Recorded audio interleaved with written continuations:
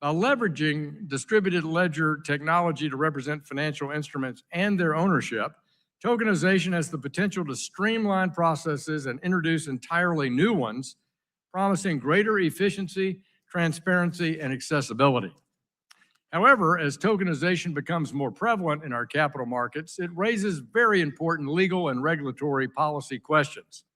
We must ensure that our existing security laws are equipped to govern these modern emerging technologies without stifling the very progress they offer. Today's hearing provides members with an opportunity to identify regulatory gaps and inefficiencies that could create risk or hinder investor protection and orderly market objectives.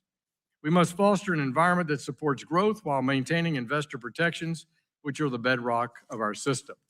As we move forward, we must also consider the broader impact of tokenization on market integrity, capital formation, while examining how it can enhance transparency, efficiency for investors, regulators, market participants by upgrading the very certain complex compliance functions themselves. Evaluating this impact will help the committee better understand both the opportunities and the risks associated with this emerging technology. Today's discussion is vital to shaping the future of our capital markets and guiding policy and legislative approaches that can support innovation and the growth of U.S. capital markets while maintaining our position in the world and our strong investor protections.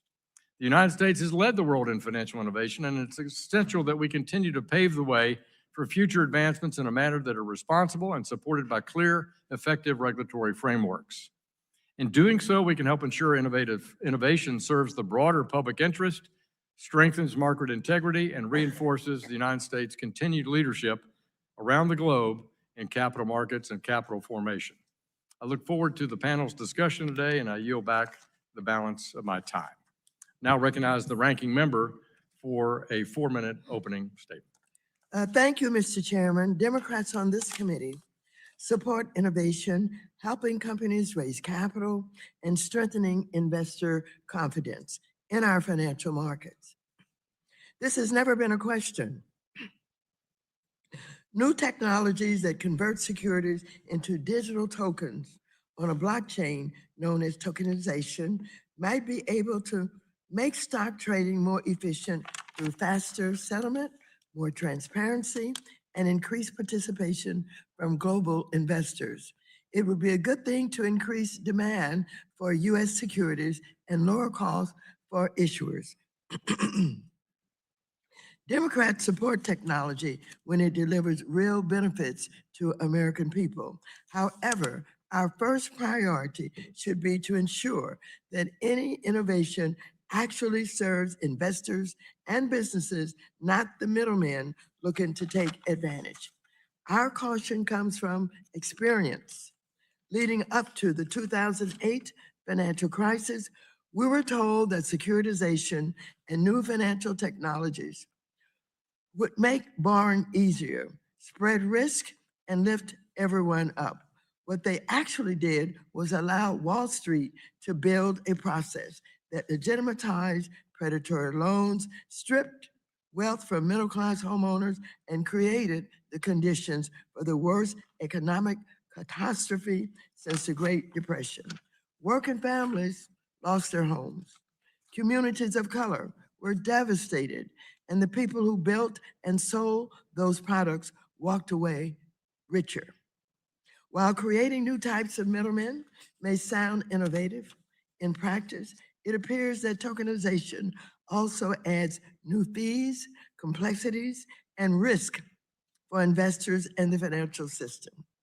When a retail investor buys a tokenized stock on a decentralized exchange and pays 7 times more in execution costs than if they just bought the stock on Nasdaq, as a former SEC chief, economics has documented.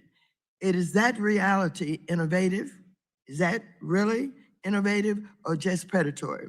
I'm also concerned about the gamification of investing and gambling associated with these technologies.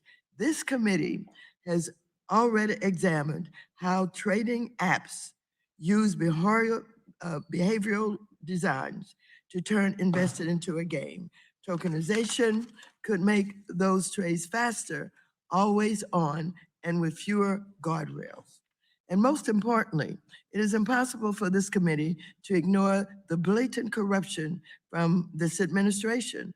The Trump family has earned an estimated $1 billion in profit from their crypto ventures. Just last month, crypto executives gathered at Mar-a-Lago, where market participants paid millions of dollars to appear on stage with President Trump's children.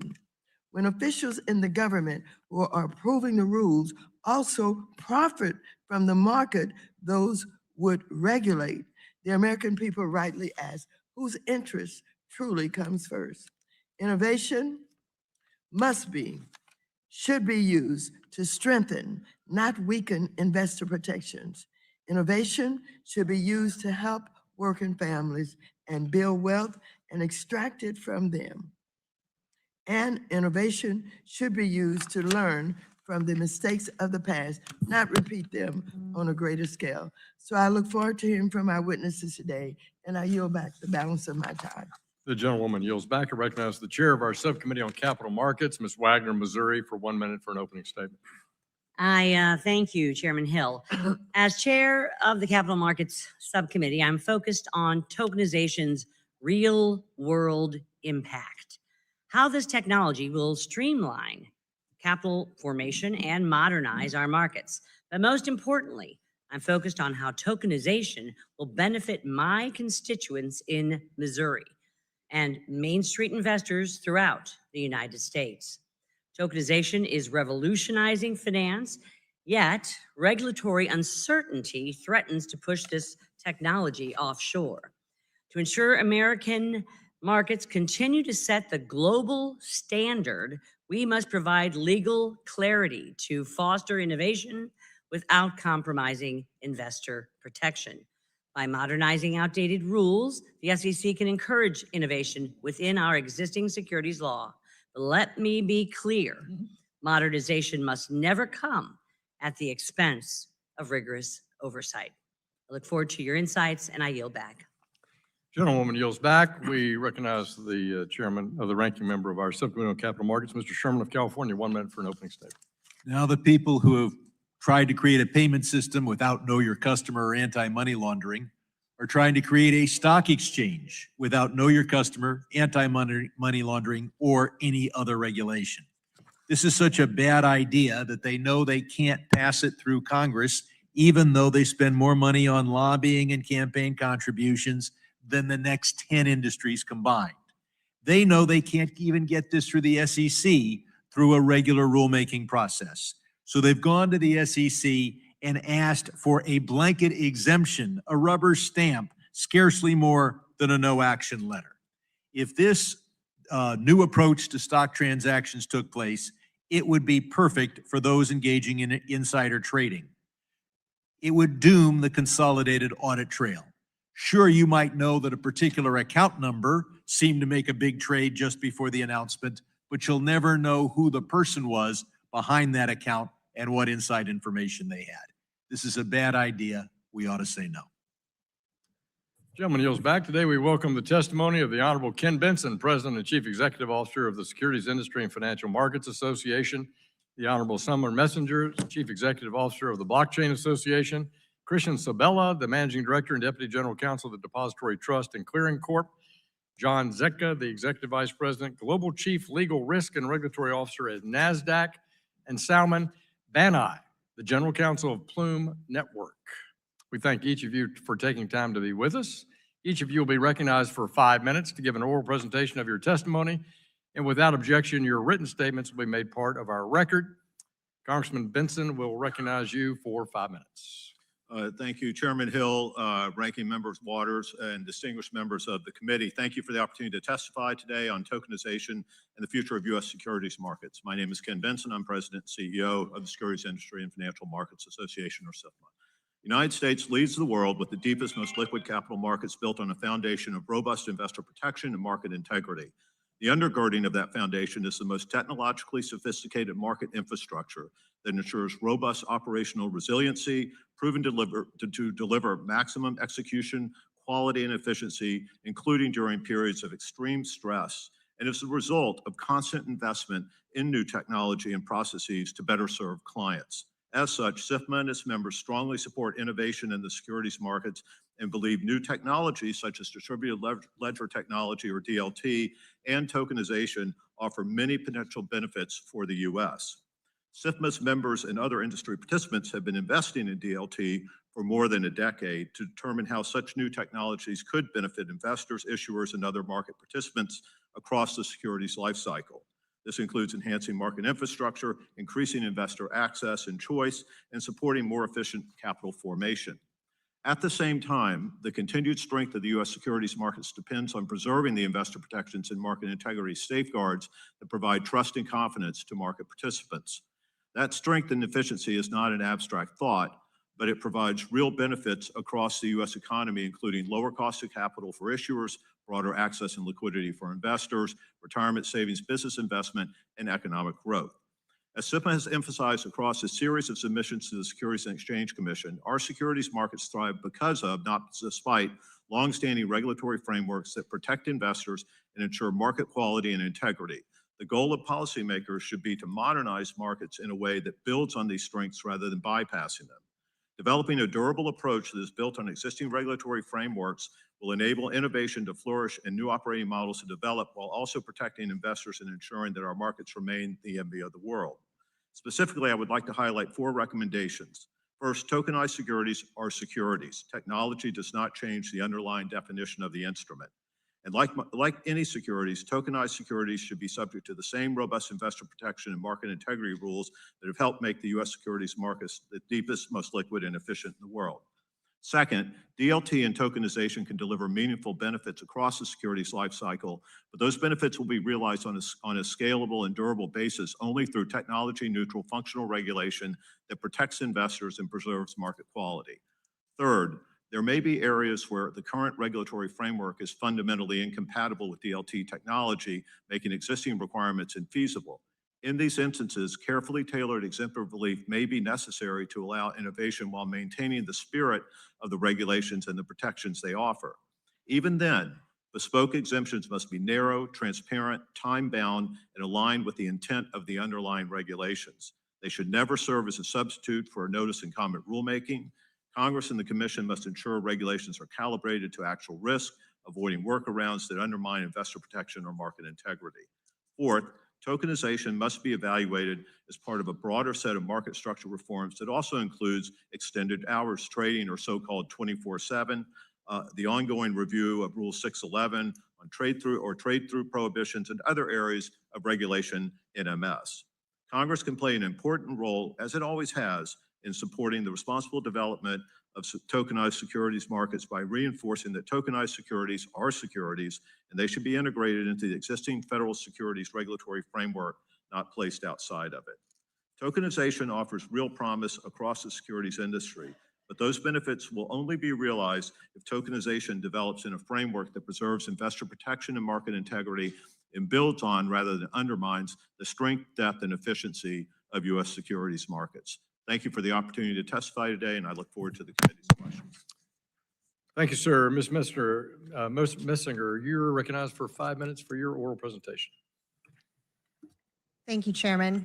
Chairman Hill, Ranking Member Waters, and members of this committee. Thank you for the opportunity to testify today.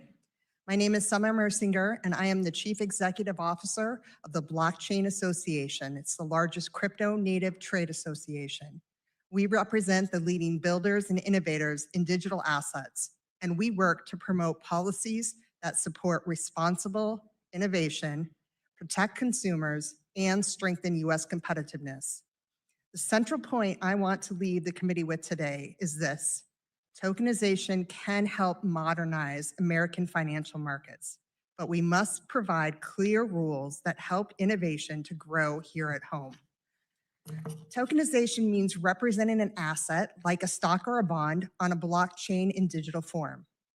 Tokenization provides expanded access to U.S. capital markets by reducing reliance on intermediaries, lowering transaction costs, and enabling 24/7 trading and continuous market access outside of traditional market hours.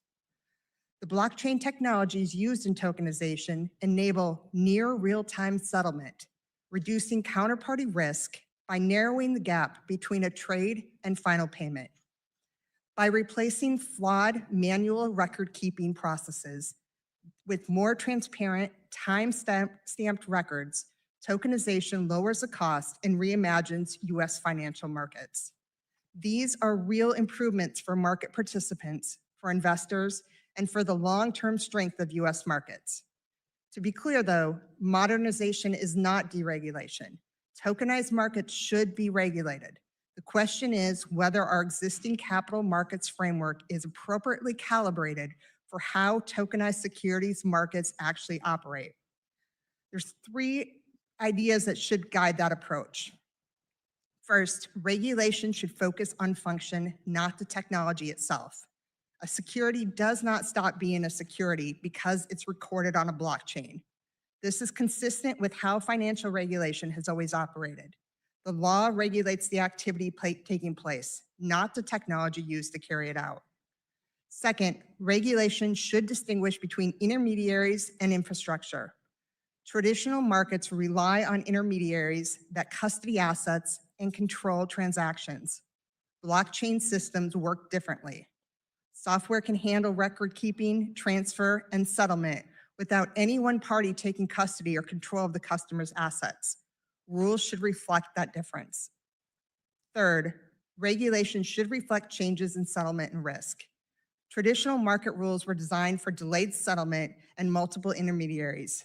But when assets and payments can move together in a single transaction, those legacy risks are reduced. A modernized framework should match the risks that are actually present. There has already been important progress. The SEC has provided helpful definitional clarity on the treatment of tokenized securities that makes clear that a tokenized security is still a security. The Commission has also shown a willingness to engage with tokenized technology through staff guidance, no action relief, and other tools. That is the right approach, and it reflects how the SEC has handled other major technological advances in the past. But uncertainty remains, especially when the rules written for financial intermediaries are applied to disintermediated systems. More clarity is needed so that oversight remains strong without holding back better, more efficient market structure. Tokenization is the next step in the evolution of U.S. financial markets, and the benefits are clear: faster settlement, lower risk, greater transparency, and broader access.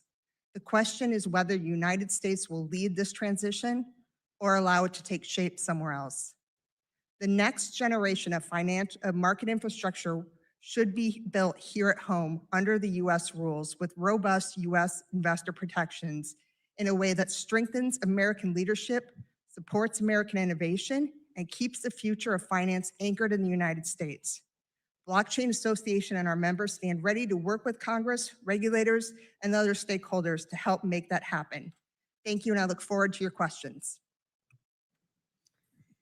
Mr. Sabella, you're recognized for 5 minutes for your oral presentation. Chairman Hill, Ranking Member Waters, and members of the committee, my name is Christian Sabella, and I am Deputy General Counsel and a Managing Director of the Depository Trust and Clearing Corporation. It is my privilege to be here today to discuss DTCC's ongoing development of digital securities and tokenization solutions, which represents just the latest instance of DTC performing its role as a pivotal driver of innovation and interoperability across U.S. and global financial markets. On behalf of DTCC, I thank you for the opportunity to participate in this important discussion. DTCC owns and operates 3 important financial market infrastructures: National Securities Clearing Corporation, Fixed Income Clearing Corporation, and the Depository Trust Company, each of which are registered with the U.S. Securities and Exchange Commission as a clearing agency. Additionally, each clearing agency has been designated as a systemically important financial market utility, or SIFMA, and thus is subject to heightened risk management standards and oversight by over 20 different supervisory bodies globally. As a user-owned business, DTCC's core purpose is to serve as a strategic partner to its members and their clients in creating and implementing innovations that promote efficiency, resilience, and interoperability across some of the most important financial markets. In 2024, DTCC played a pivotal role in facilitating the transition of the U.S. equities market to a T+1 standard settlement cycle, and is presently spearheading the implementation of expanded central clearing in the U.S. Treasury market. It is this purposeful innovation and deep expertise that led the firm to begin developing digital asset solutions starting in 2016. These efforts accelerated in 2024 with the acquisition of a company called Securency, which today operates as DTCC's newest subsidiary, DTCC Digital Assets, or DDA. DDA's purpose is to provide institutional-grade infrastructure and products that facilitate end-to-end life cycle processing for tokenized traditional financial assets, including those assets serviced by the SIFMAs. Following this acquisition, DTCC's tokenization efforts have intensified, as evidenced by a no-action letter approval from the Securities and Exchange Commission's Division of Trading and Markets late last year. This no-action letter approval allows for limited and targeted relief that will enable the launch of the DTC preliminary-based tokenization service using DDA tokenization technology. More broadly, this development will also accelerate DTCC's efforts to deliver to its users and their clients new solutions that could ultimately underpin the evolution of an open access and interoperable digital asset infrastructure for financial markets, thus bridging DTCC's existing technology and services with the benefits of transacting in real-world assets on distributed ledger technology. If successful, this bridging of the traditional infrastructure and DLT offers market participants the potential to optimize asset mobility and liquidity with increased efficiencies and interoperability across clearing, settlement, and other FMIs.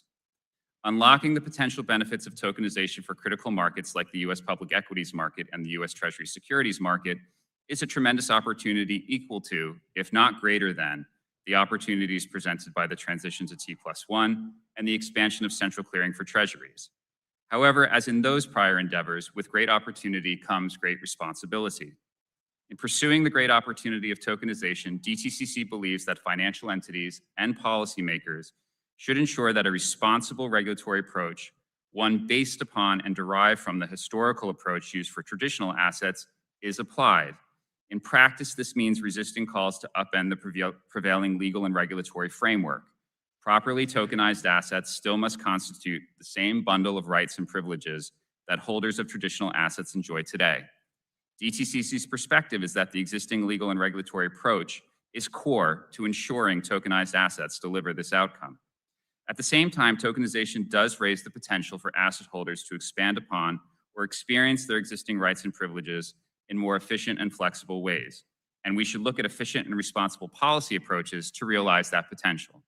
In DTCC's experience, an advisable approach is surgical and principles-based, which will ensure competition and choice for market participants, their customers, and investors. This is the approach that informed our December 2025 no-action request and will continue to inform the innovation and deployment that we plan to unveil in the months and years to come. DTCC is honored to have been asked to contribute to this discussion and applauds this committee for taking a leadership role on the issue. We look forward to continuing to work with Congress as they explore these important issues today, and I look forward to answering your questions. Thank you. Gentleman yields back. Mr. Zucker, you're recognized for 5 minutes for your oral presentation. Chairman Hill, Ranking Member Waters, and members of the committee, thank you for the opportunity to testify today on behalf of Nasdaq.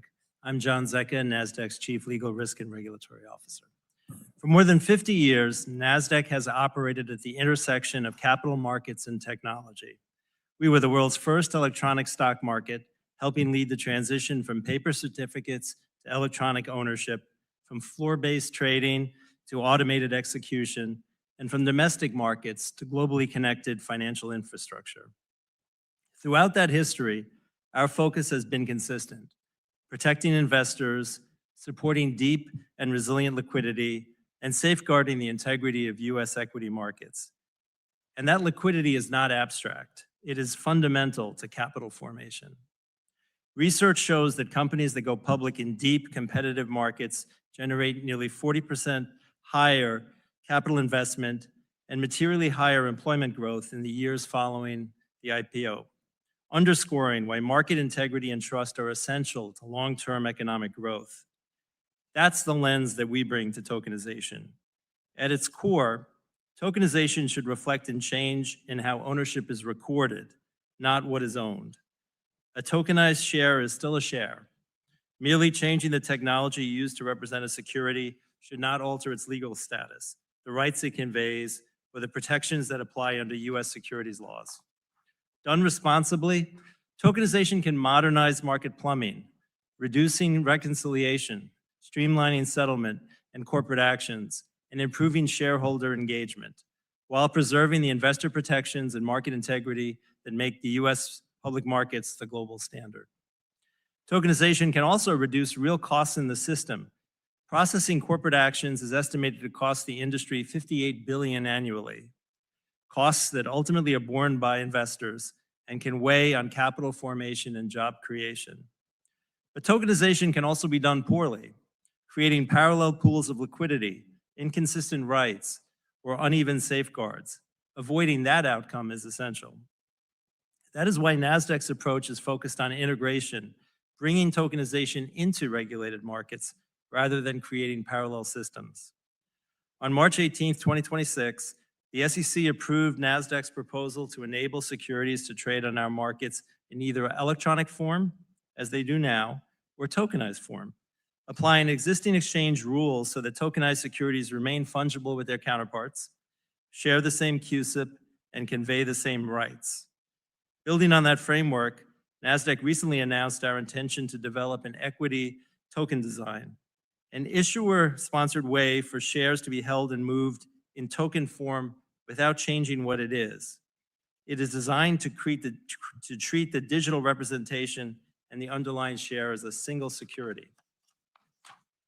By doing this, investors keep the same core protections and companies continue to operate under the same governance framework while using modern technology to reduce friction in areas like settlement, workflows, corporate actions, and proxy voting. Put simply, it's upgrading the rails underneath the stock, not creating a new kind of stock. Congress also has an important role to play.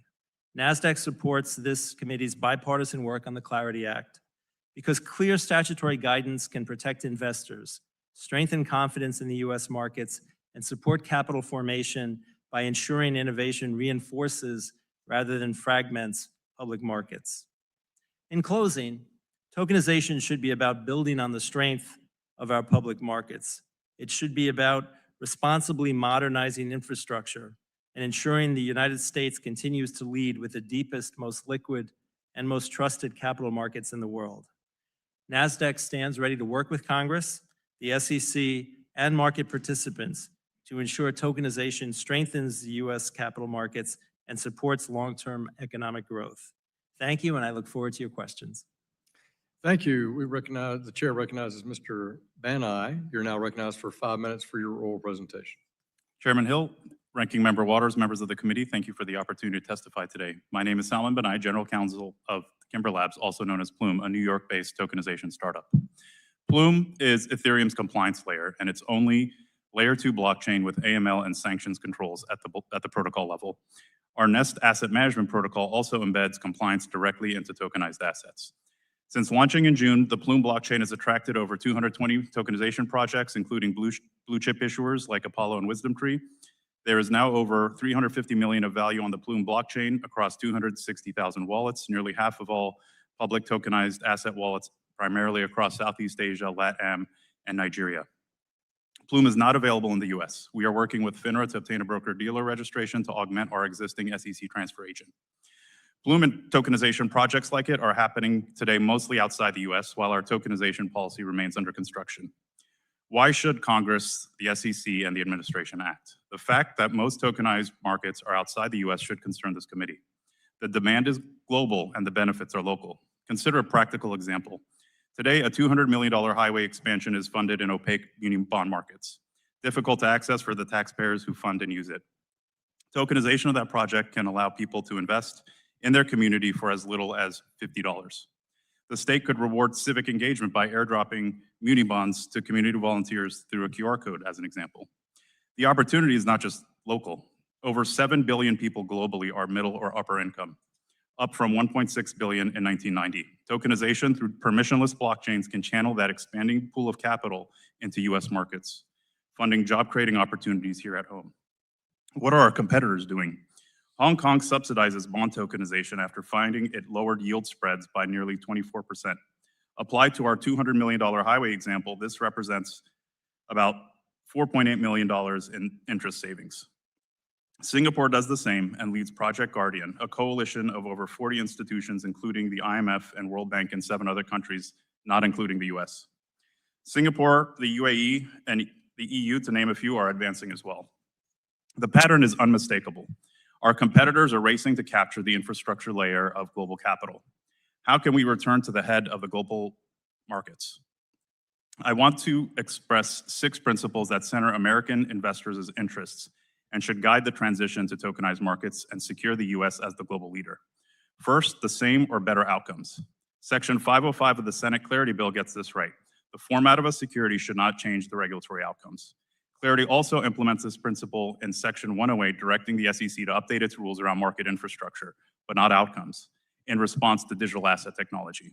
Second, accountability. Congress should ensure retail investors have the same protections regardless of which app they use, including DeFi apps as well as super apps.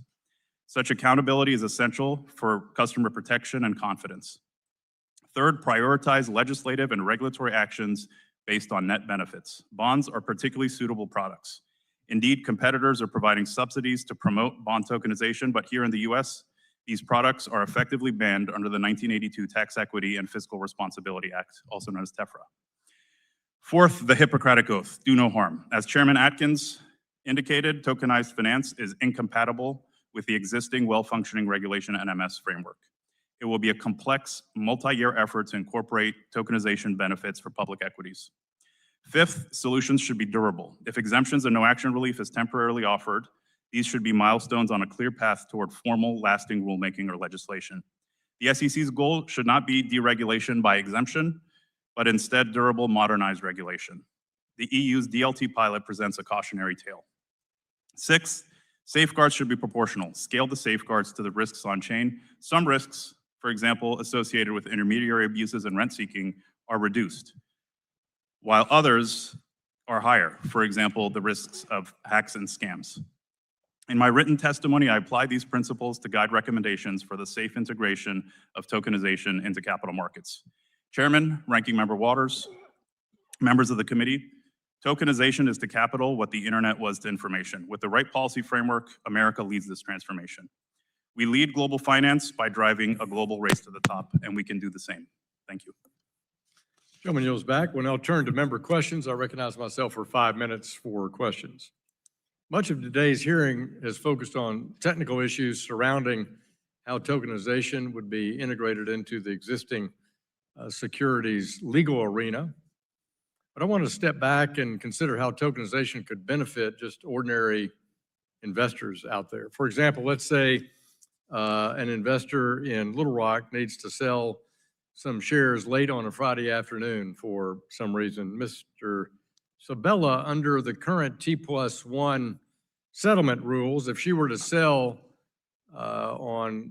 late on a Friday afternoon, what's the earliest day that she would see her proceeds in her account? Thank you, Mr. Chairman. The person in question would probably expect to receive the proceeds on the following Monday.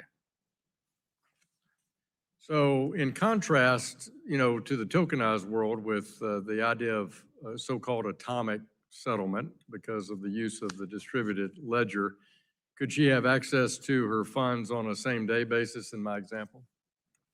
Yes, Mr. Chairman. Under that example, if she was able to otherwise have a counterparty that could meet the deadline on the same day, yes, she would get get her proceeds right away. And the U.S. financial innovation is central to America's role as the world's premier capital market and preserving the international standing of the dollar.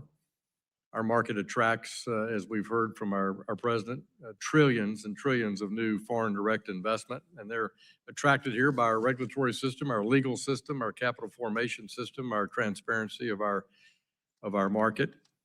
So as more market participants develop tokenization technology, some in the recent years before this past year. I've chosen to do so in Europe rather than in the United States, which is a little counter messaging compared to what we normally hear in this committee.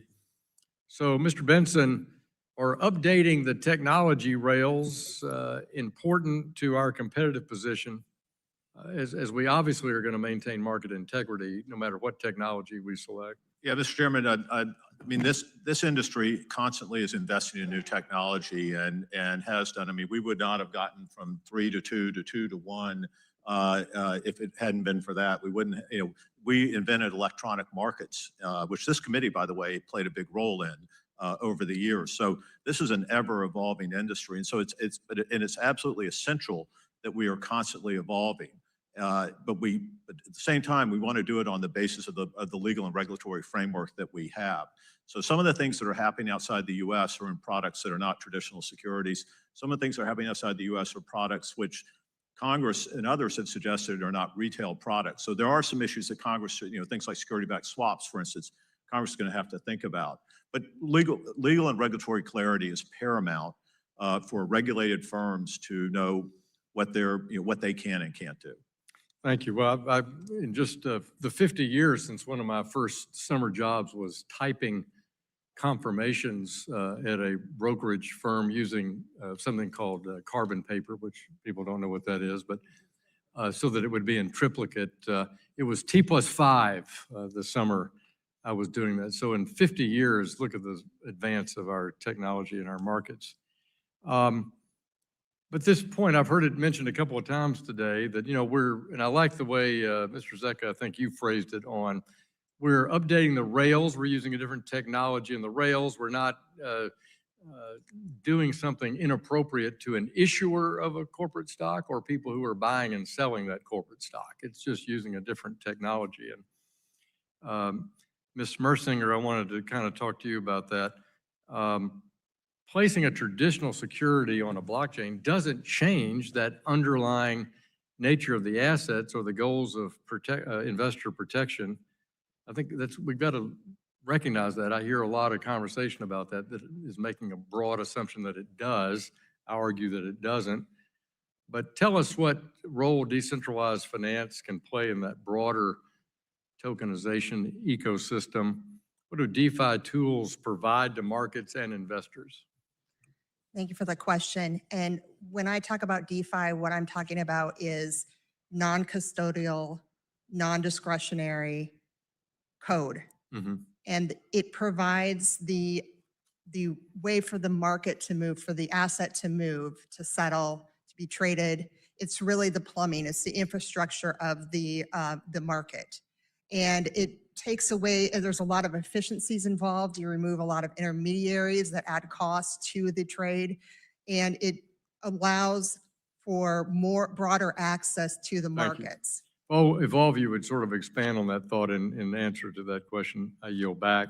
I recognize the ranking member for her 5 minutes of questions. Mr. Chairman, before I begin my questions, I ask for unanimous consent to submit into the hearing records a letter from Investment Company Institute and the North American Securities Administration Association. Without objection, they'll be included. Thank you very much. Mr. Banaei, the Trump family has earned $1 billion from crypto ventures, while this administration simultaneously loosens the regulatory framework governing these same markets. The SEC has dismissed or scaled back numerous enforcement actions against crypto companies, including the most recent slap on the wrist settlement with Justin Sun. The president's family venture, World Liberty Financial, is actively launching tokenized products. As a market participant, does this concern you? And should tokenization enabling legislation include provisions barring senior government officials, including the president and their immediate families, from holding financial interests in tokenized securities platforms? Thank you, Ranking Member Waters, for that question. Public confidence in our institutions is at an all-time low. And there are currently laws and regulations on the books that are intended to prohibit conflicts or the perceived conflicts of interest involving public officials. When it comes to the administration, the question is whether current oversight and enforcement, as well as legislation, is adequate to address concerns that would otherwise ensure public confidence in our institutions. I'll say that public confidence in institutions is also eroding because of a perception that Congress and the administrative branch, the executive branch, are not adapting to new realities, and digital asset legislation being among them. These debates about digital asset legislation have now been circulating in DC for many years. And so we would encourage Congress to look at the merits of pending market structure legislation as opposed to ethical and not letting concerns around ethics get in the way of making incremental progress. Further, Section 505 of the Senate Clarity Act establishes a critical principle that a security does not stop being a security simply because it is issued, recorded, or transferred using distributed ledger technology. NASA, which represents states' securities regulators, has urged Congress to maintain this provision as drafted. Do you agree that this principle should be preserved in any crypto or tokenization legislation Congress advances? I think Section 505 does a great job of expressing congressional intent that the format of a security does not change the substantive requirements around it. Mr. Bentsen, SIFMA has submitted multiple comment letters to the SEC's Crypto Task Force, making a point that I think this committee needs to hear clearly. Your organization has argued that the regulatory framework for tokenized securities should be established through formal notice and comment rulemaking, not through the whole no action letters or broad exemptive relief. Can you explain to this committee why that distribution matters and why the process by which we build these rules is just as important as the substance of the rules themselves? Thank you, Congresswoman. Many of the, we're aware that there have been requests to the Commission to make material changes or ask for exemptions that are quite material in terms of the application of the existing securities rules and securities laws. And as such, we think it's only prudent that those be put out for notice and comment because they'll affect the broad securities market. And it's not, the SEC puts out, numerous proposals throughout the year on rulemaking, and we think this should fall in that category. The importance of robust rulemaking is very important to us as we try to develop legislation.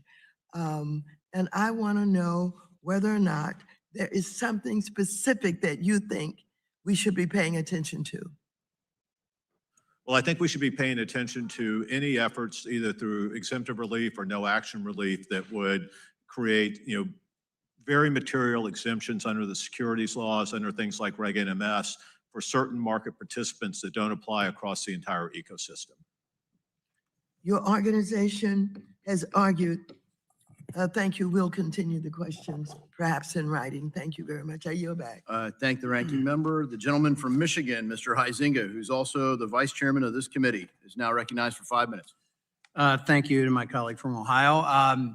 Mr. Bentsen, good to see you again. Appreciate your time here. So how can the SEC balance the need for technological flexibility with the rigorous oversight required to maintain the highest standards of market integrity? I mean, I don't think anybody questions that we need to have a rigorous integrity to the market. But how does the SEC balance that? Well, I should say at the outset, what I would say is I think the SEC right now is doing what they should be doing by creating a task force and inviting stakeholders, the public, to comment on how they think the rules should apply for whether what's a security, what's not a You security. take it that Mr. Atkins is running a very inclusive. Very much. So we've, Yep. we SIFMA have filed Great. over a dozen letters to that. We have another one that's in the works now. Other stakeholders have as well. I think that's a very appropriate response. Then I think as the SEC believes within their authorities where they believe there are certain, round peg, square holes where a certain rule for securities will not work for something on DLT or in DeFi. And again, there's very important definitions, and we can get into intermediaries and versus infrastructure. I would argue intermediaries are infrastructures in many cases. Then they have to think about, do they need to go in and do rulemaking? Do they have to come to Congress and ask for additional authority? But they're doing the investigation work now, and that's the right approach. Okay. Obviously, our capital markets are the envy of the world. Our liquidity, the depth, all of those things make it very attractive. But is there a risk to just maintaining the status quo? Well, I wouldn't say our markets have been static or at the status quo. Our markets are constantly evolving. Again, if you think back, we didn't have electronification of the equities markets 30 years ago. That work started this committee. You look at when this committee started the work that ended up in what became Reg NMS, and we can all talk about what we like and don't like about Reg NMS. But today, retail investors in most cases pay no commissions. They have the cheapest execution they've ever had before. We've gone, as the chairman said, from T5 to T1. It wasn't easy. We ran that with ICI and DTCC. So this market's always evolving. You're seeing the adoption of DLT. It's taken longer than I think people thought in the securities market, but it's happening. And so it is possible to maintain innovation and protection of 100%. consumers. Great. And obviously market integrity has to reign supreme and all that. Mrs. Messinger, Mr. Zecca, should we view tokenization as the next natural evolution of our capital markets like electronic trading? Are there aspects of tokenization that create novel problems unlike what we've seen in the adoption of other technologies? Ms. Messinger? Thank you for that question. And yes, it is an evolution versus rewriting the system. So I think it's a natural evolution. I think that's where we're headed. Of course, there's going to be challenges with any time of change in technology, but I think the SEC has the tools to overcome any challenges that they face and put into place a system that'll provide appropriate customer protections while allowing this new infrastructure to take root. Mr. Zecca, I want to hear from you, but I'll just note that last month, 8 Chinese government agencies issued a joint notice reiterating their domestic ban on cryptocurrencies and cracking down on real-world asset tokenization, restricting it onshore without prior approval and tightening controls on cross-border activity. That's not where we want to go, is it? No, it's not. And I think the key is if we think about it as a technology evolution and not a new product, then I think things flow much more consistently. You say, all right, we still need investor protection. A stock is still a stock. It hasn't changed. We're still worried about fragmentation of liquidity. We want to make sure that capital formation is not impacted.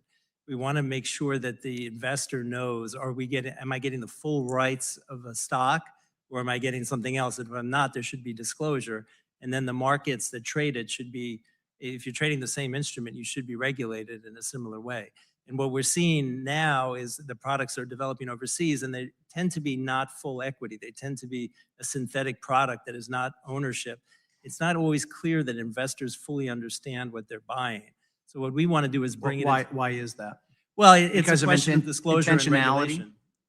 Part of it, I think, is regulation. Like, what is the regulation that applies in these foreign jurisdictions? And, there is some bleed, I think, where American investors find ways to invest there. So what we're saying is get the regulatory structure here in the U.S., make sure they understand what they're buying, and try to have interoperability so a retail investor can still take advantage for trading of the markets that they know, the stock markets that are fully regulated. My time's expired. I yield back. Thank you, Mr. Huizinga. The gentleman from California, Mr. Sherman, who's also the ranking member of the Subcommittee on Capital Markets, is now recognized for 5 minutes. I'm flabbergasted that there's even the possibility of making a change this big, not through legislation, not even through notice and comment rulemaking, But the industry has just asked for a complete exemption from all the rules with a rubber stamp. We could see digital receipts where a company claims to have 1,000 shares of Apple stock in reserve and issues 1,000 tokens, but maybe they'll issue 2,000 tokens. We could even see derivative where they don't even claim to have any reserve, any Apple stock, but they just say their Apple coin is worth as much as Apple stock. As I mentioned, this would kill the consolidated audit trail and provide a wide open system for insider trading. And exchanges must monitor and surveil for manipulative trading activity, including spoofing, front running, and wash trading. There's no equivalent in this tokenized system. Mr. Bentsen, by the way, welcome back once again to this room. The United States is the deepest, most liquid capital markets in the world.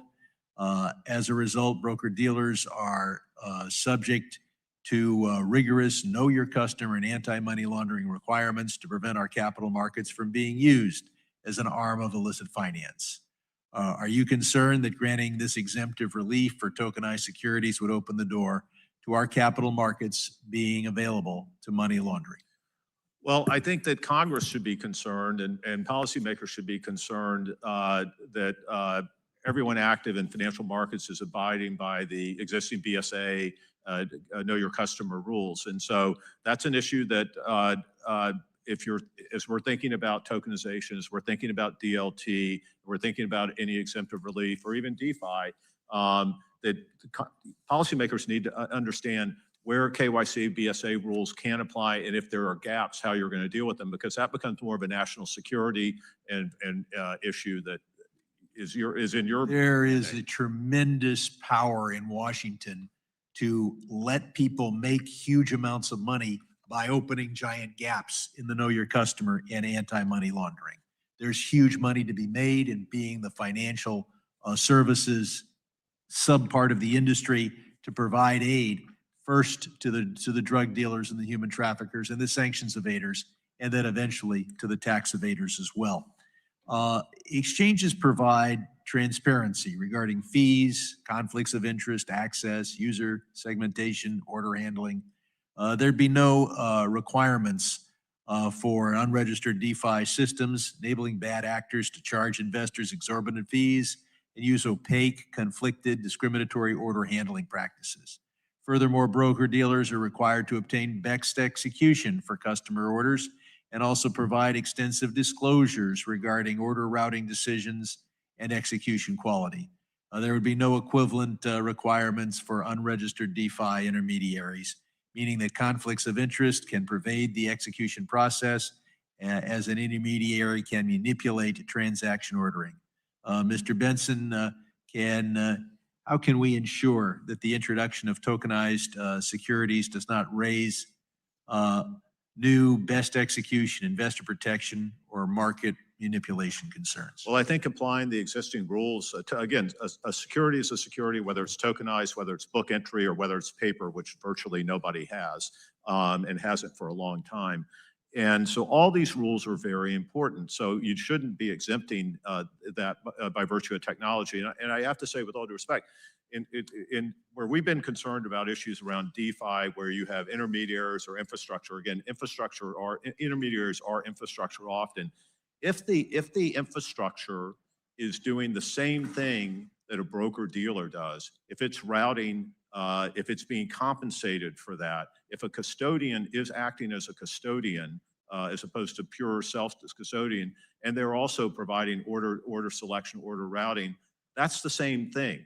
And that's what the SEC and maybe ultimately Congress has to figure out, is how you draw those lines and definitions. But if you're doing the same thing as somebody, you're being compensated for it, then you should be regulated as such. Thank you. I'm concerned that we're creating a two-tiered market where tokenized securities and blockchain platforms are exempted from core securities regulations. We've learned over the last 100 years we need these regulations, and to turn to the tech bros and say, go fleece investors, do whatever you want because you're cool, you're hip, and you're electronic is absolutely absurd, and I yield back. Thank you, Mr. Sherman. The gentleman from Oklahoma, Mr. Lucas, who is also the chairman of the Task Force on Monetary Policy, is now recognized for 5 minutes. Thank you, Mr. Chairman. Mr. Sabella, the DTCC announced at the end of last year your intention to enable the tokenization of a subset of U.S. Treasury securities. How do you anticipate this technology affecting the broader Treasury market? Thank you for the question, Congressman.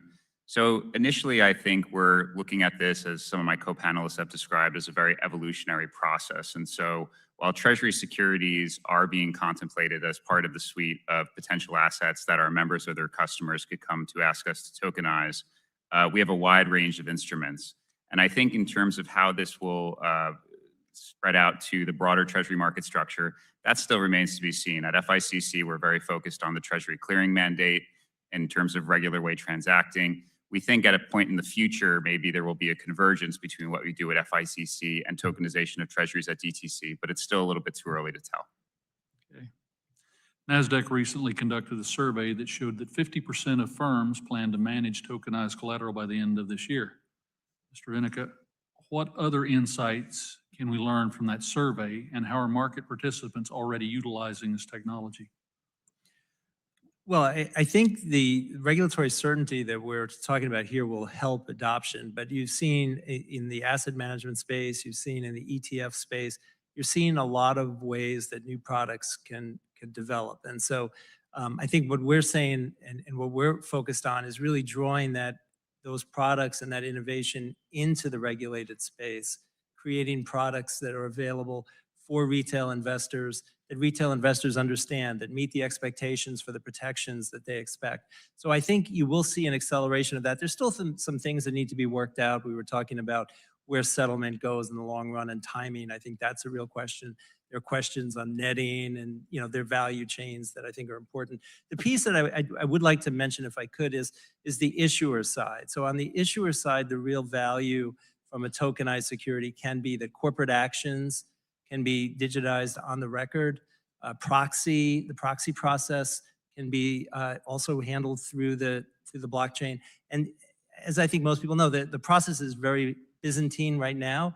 At mass scale, that could be a real cost save for issuers. This topic also raises important questions about how to integrate new technology into existing market regulations. Our capital markets, I think we would all agree, are the envy of the world, and certainly we must safeguard that status. Mr. Bentsen, what is the benefit of diverse industry input as the regulators in Congress seek to apply investor protections and market integrity principles to the new technology? Thank you.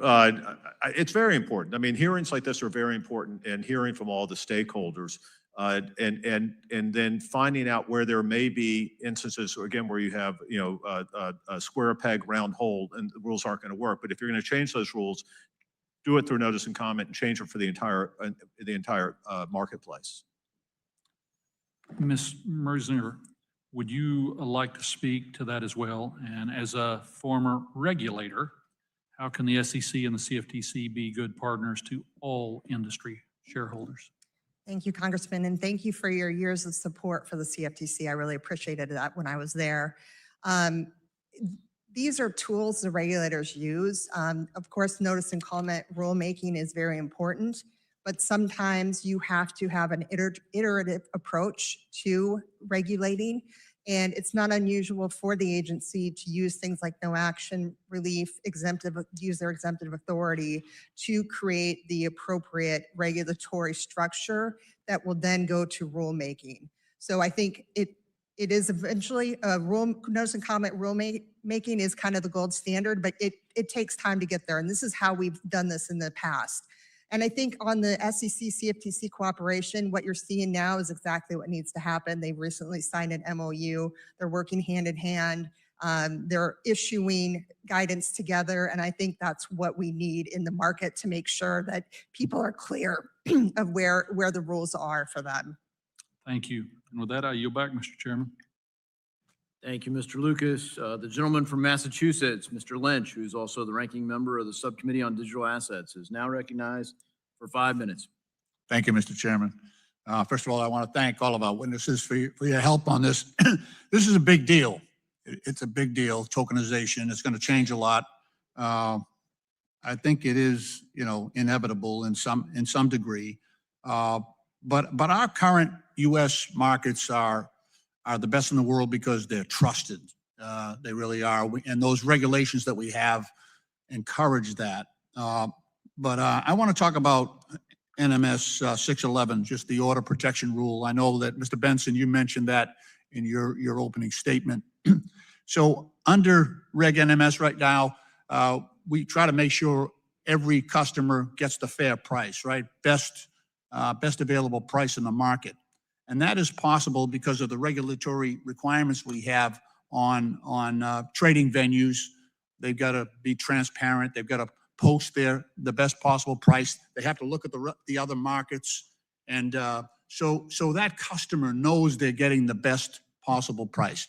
It prevents pass-through trades as well, where in this age of high-speed trading, if you were able to get a customer to pay a higher price, you could resell it at another, and then you make money on that. So it introduces an opportunity for scams. That's not possible in this system with tokenization. You've got unaffiliated issuers who are out there, selling it, and it's very, very difficult for them to figure out in the market what the best possible price is. So that's the essence, just on a single transaction level that I have problems with. Now, there is some suggestion that the SEC might give an exemption on that. And Mr. Bentsen, is that sort of where you see this going? I just don't see how this works in a tokenized world, especially if you have people doing the traditional trading method, and then you also have people trading that same security on a tokenized basis through blockchain. So that's an important question. I'm sure my colleague from Nasdaq will have some views on this as well. So a couple of things. First of all, I think you're spot on. I do think tokenized securities that are treated as securities under the rules that we have today, that you could live in a 611 NMS world. I don't think there's any question about that. The other thing, though, and the SEC has talked about, they've had 2 roundtables now to look at this. We participated in one of them.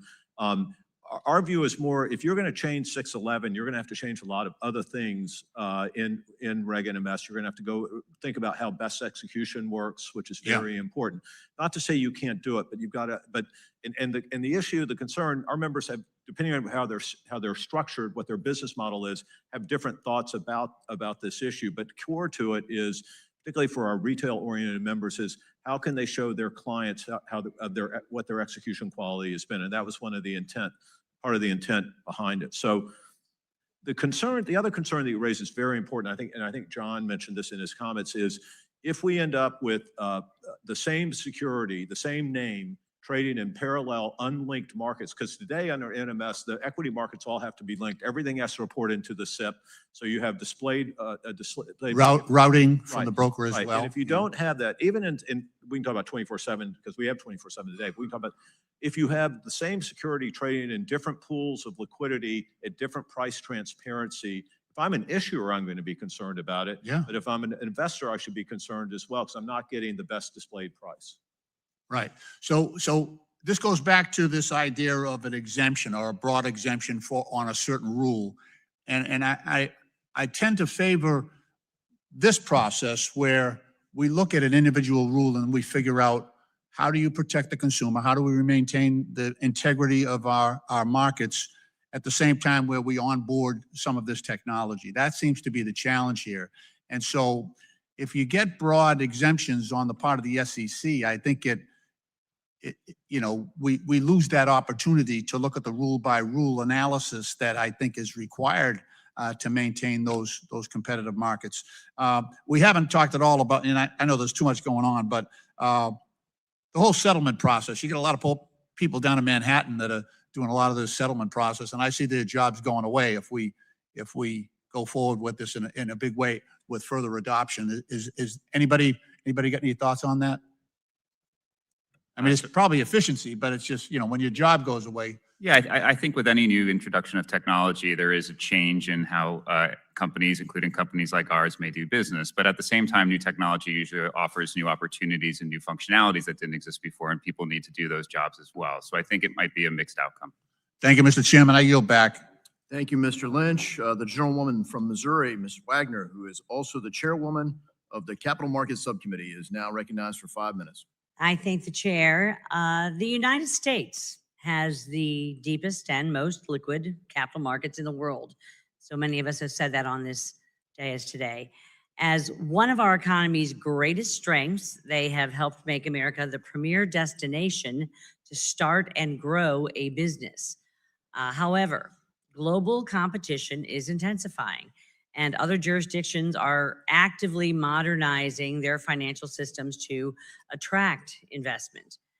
Mr. Bentsen, how does the tokenization of traditional assets directly support the international standing of U.S. capital markets? Thank you, Congresswoman. I think this is part of a long evolution of the U.S. innovating its market infrastructure and market operations, which is one of the reasons why we lead the world. And as I go around the world and meet with other, with other policymakers and work with my colleagues around Europe, the UK, Asia, are all trying to do what we do here. They have problems that are getting in the way of that. We don't have to talk about that. But they're all looking at the U.S. markets. Europe is trying to create a SIP. They're trying to create a consolidated tape that we've had here for years. They're trying to build a broader retail wealth environment like we have here, where more than 6% of households are invested in the market in the U.S. So people are looking at what we have here. We need to be careful not to import things that are inconsistent with what we built in the U.S. So we need to think, while they may be developing new products with technology that can be interesting, we need to make sure that they're fit for purpose for the market. But we want to get ahead of them. So we are ahead, but they will take our standards, our models, I would put our markets against anybody's in the world. Agree. Mr. Zecca, NASDAQ just launched a new equity token design that puts public companies at the center of the process. For a Main Street investor, I'd say, what is the practical difference between holding a traditional share of an S&P 500 company and its tokenized counterpart? Well, thank you for the question. I think the core thing is we want it to be about flexibility for the retail investor, not because there's something, a better price or something like that. So the goal for our product is to essentially make it a technology differentiator, not a new product. So some people have wallets that they have, they're maybe younger, maybe more tech savvy, but they have wallets, they have investments in digital assets. This is a way to connect and bring those assets back into the regulated markets. If they can transfer those easily into these tokens, the token is subject to all the know your customer, all the compliance controls. It goes to a broker process. It's subject to surveillance. So it really protects the investor. Exactly. But it gives them a choice, because there is going to be a subset of your constituents who want to trade that way. Let me ask you, Ms. Zecca, how can exchanges and regulators ensure that price discovery and liquidity don't become fragmented between traditional securities and tokenized ones? Well, probably two core ways. One is the product itself, to try to avoid, there's the risk of synthetic products and other things that aren't really securities trading out there, and they're going to trade at different prices. And so we're saying, look, make it a stock is a stock, or if it's not, as the Senate bill says, make the disclosure very clear. So that's one. The second is to avoid parallel markets and walled gardens where some securities are trading, but a retail investor can't access them. So make sure that all markets are subject to the same rules. Quickly, I'm running out of time. Mr. Bentsen, SEC Chair Atkins has discussed an innovation exemption to help harmonize blockchain with existing laws. The Securities Industry and Financial Markets Association, or SIFMA, has cautioned that broad exemptions are no substitute for comprehensive rulemaking. Given that major firms are ready to tokenize, how can the SEC craft an innovation exemption that provides the legal clarity firms need to stay in the U.S. without creating a permanent two-tier system where tokenized assets have different investor protections and than traditional assets. Well, we've conveyed to the chairman and his staff that we think the best approach on doing this, and we've had a lot of discussions, as have many stakeholders, and we can compliment them for doing that, for opening the door to do that. But that they should put it out for notice and comments so stakeholders can see what the impact of this would be before going final. We'll see what they do. Obviously, the ball's in their court, but we have weighed in considerably, as have all the stakeholders. And again, I give them credit for opening the door to hear from this. My time's expired. I thank you. And if you'd like to elaborate, that would be great. I yield back, Mr. Chair. Thank you, Mrs. Wagner. The gentlewoman from Ohio, Mrs. Beatty, who is also the ranking member of the National Security Subcommittee, is recognized for 5 minutes. Thank you, Mr. Chairman, and thank you to our ranking member. And I'm going to start with that as the sitting chair just said, where he chairs that committee and I serve as ranking.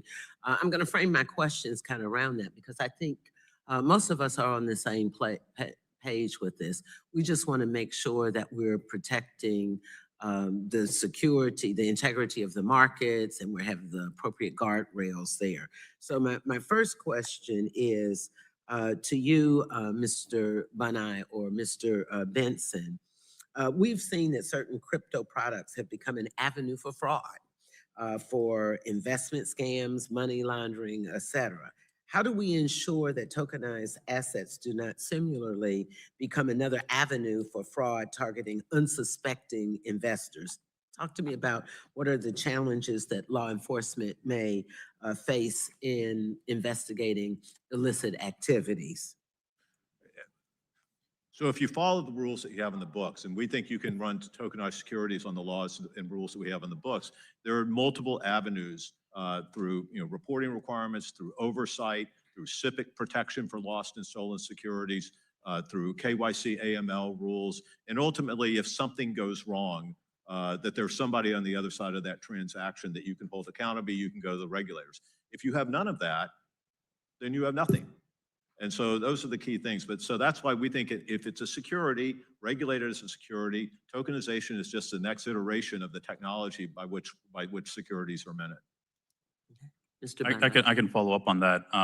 One of the recommendations that we included in detail in our written testimony is to extend the same protections we have for customers using broker-dealers to the retail apps that use DeFi technology, on-chain technology, which would provide an additional touch point for regulation and transparency for the regulator.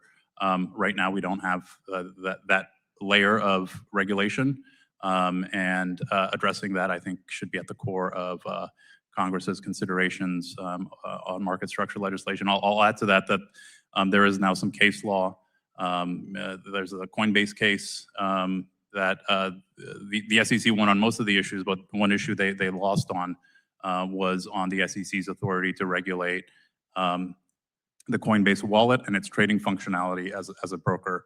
And that just makes the need for legislation all the more important. This is a good time for me to segue into another question. I'd like to follow up on the ranking member's question when she was addressing the issue of, do you think that President Trump's involvement in crypto gives the appearance of conflict? And the reason I'm following up on this, we've on both sides talked about guardrails, integrity, and when you think of, while it appears to me and many others that this administration is loosening crypto's regulation, the Trump family has earned like $1 billion, and Trump has surpassed something like $62 million just in the first half of last year with crypto. So I'd like to dig deeper. Do you feel that has the appearance of conflict? Thank you, Congresswoman. I think the ties between the Trump family and this industry has unfortunately created a cloud over the legitimacy of moving forward on this important market structure legislation. I believe Congress should think seriously about the gaps that exist under existing law and how to address those. in addition to looking at the lack of enforcement power under current law, which could potentially still be applied and why it hasn't been applied. Thank you. I take that kind of as a yes, conflict, the cloud. So I think that sends a strong message to us. And I thank the ranking member for opening that door for us, because certainly we want to make sure that we do the due diligence for oversight and for having those guardrails. Let me just try to get one more question in. I've heard from some that anti-money laundering compliance is impossible on permissionless blockchains. Your company has built AML and sanction screening directly into your blockchain's infrastructure. How can you talk about that and describe how that works in real practice? And you might have to give it to me in writing because I only have 2 seconds. Yes, so I'll just give you a data point.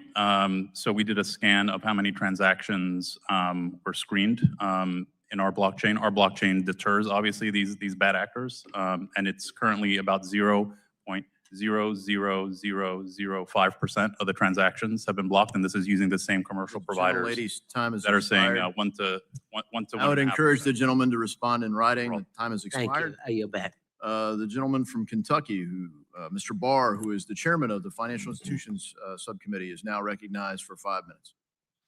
Well, thank you to all our witnesses, and no doubt tokenization of securities is coming. It's here, and our modernization of our securities regulation is required, both in terms of preserving that gold standard of investor protection, but also making sure that the United States is leading the way.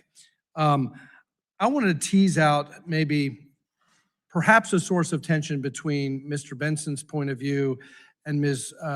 Mersinger's testimony here today. And maybe there isn't tension, but I want to kind of get at 2 pieces of testimony. Mr. Bentsen, first of all, I think you make a great point when you say securities are securities, whether they're tokenized or not, or look more traditional, and that tokenized securities should be subject to the same robust investor protection and market integrity rules that have made the U.S. security markets the deepest, most liquid, and most efficient in the world. You do acknowledge the square peg round hole point, but the overall point is that investor protection regulations need to remain. But then, Ms. Mersinger, you make a very good point as well when you say requirements designed to manage settlement delays, counterparty exposure, and reconciliation across multiple entities may not be necessary in a tokenized world. Blockchain-based settlement models illustrate how changes in infrastructure can reduce or eliminate certain forms of settlement risk. Therefore, regulation should remain calibrated to the risks that are actually present rather than those associated with legacy market structure. Is there a disagreement there? And I'll ask Mr. Bentsen, do you acknowledge that with gravitation to the blockchain does eliminate some of the risk with intermediaries, and therefore regulation should evolve accordingly? So it depends, right? So, and here's how I will come at it. I'll break it into 2 parts, intermediaries, and I'll break it into the issue is that anytime you reduce the settlement cycle, there's no question that you're reducing risk in the system to a point. And certainly we reduced a lot when we went from 2 to 1. Atomic settlement, real-time settlement can reduce some risk, but it may introduce other risk. And it may introduce other risks in terms of things like securities lending, which is a key function in the marketplace, issues affecting prime brokers and the like. So those are things we talked about when we were doing T1, that we were involved with TTCC. So that's one. On the intermediaries, I would go back to infrastructure is often an intermediary. Infrastructure providers are often intermediaries. And so if they are doing the same function, and I know the argument's been made, if it's pure code, an autonomous code that has just been put out there, there are no humans involved. So because there are no humans, there's no risk to mitigate. There's no risk of malfeasance. But there is risk that the code doesn't work. And there is risk, and also if the code is being paid to order route, to do the same functions, to act as a true custodian and being paid for that, then they're basically doing the same thing. So I think that's where the tension is from our standpoint of where do you draw the line? Ms. Mersinger? Thank you. And I think there's a lot of areas where with Mr. Benson and I probably agree, which is, as we both stated, a security is a security even if it's on chain. And those rights and responsibilities and consumer protections that are baked into a security will continue as they go on chain. Some of the issues that he highlighted, I think where I might think a little differently on this is though, because of those reasons, because there are questions around, how does the risk shift? What happens if something goes wrong? That's why we need an iterative approach to regulating in this space. That's why I think it is really important for the SEC to use their no action tools, their exemptive authority to take an iterative approach to regulating in this space. Notice and comment rulemaking will come once that's established. Last question. As the financial institutions chairman, I got a lot of questions from community banks about DeFi and blockchain. Community banks, as you know, serve as the foundation of small towns and local economies, but they've been at a disadvantage compared to large institutions when it comes to accessing capital markets. Could tokenization actually level that playing field for community banks? Ms. Mersinger? Yes, thank you. I think that's a great question. I grew up in a small town. My mom worked at a community bank. I know how important it is to a small rural community. And yes, there's a lot of opportunity there. You're taking costs out of the system, and that's going to broaden the access. And so I think there's a lot of opportunities for community banks to begin using DeFi technology for some of their Gentleman's time has expired. Thank you. Thank you, Mr. Barr. The gentleman from Illinois, Dr. Foster, who is also the ranking member of the Financial Institutions Subcommittee, is recognized for 5 minutes. I will yield to Mr. Vargas, who I believe was in line. He's recognized, Mr. Vargas. I'd recognize Mr. Vargas instead for 5 minutes.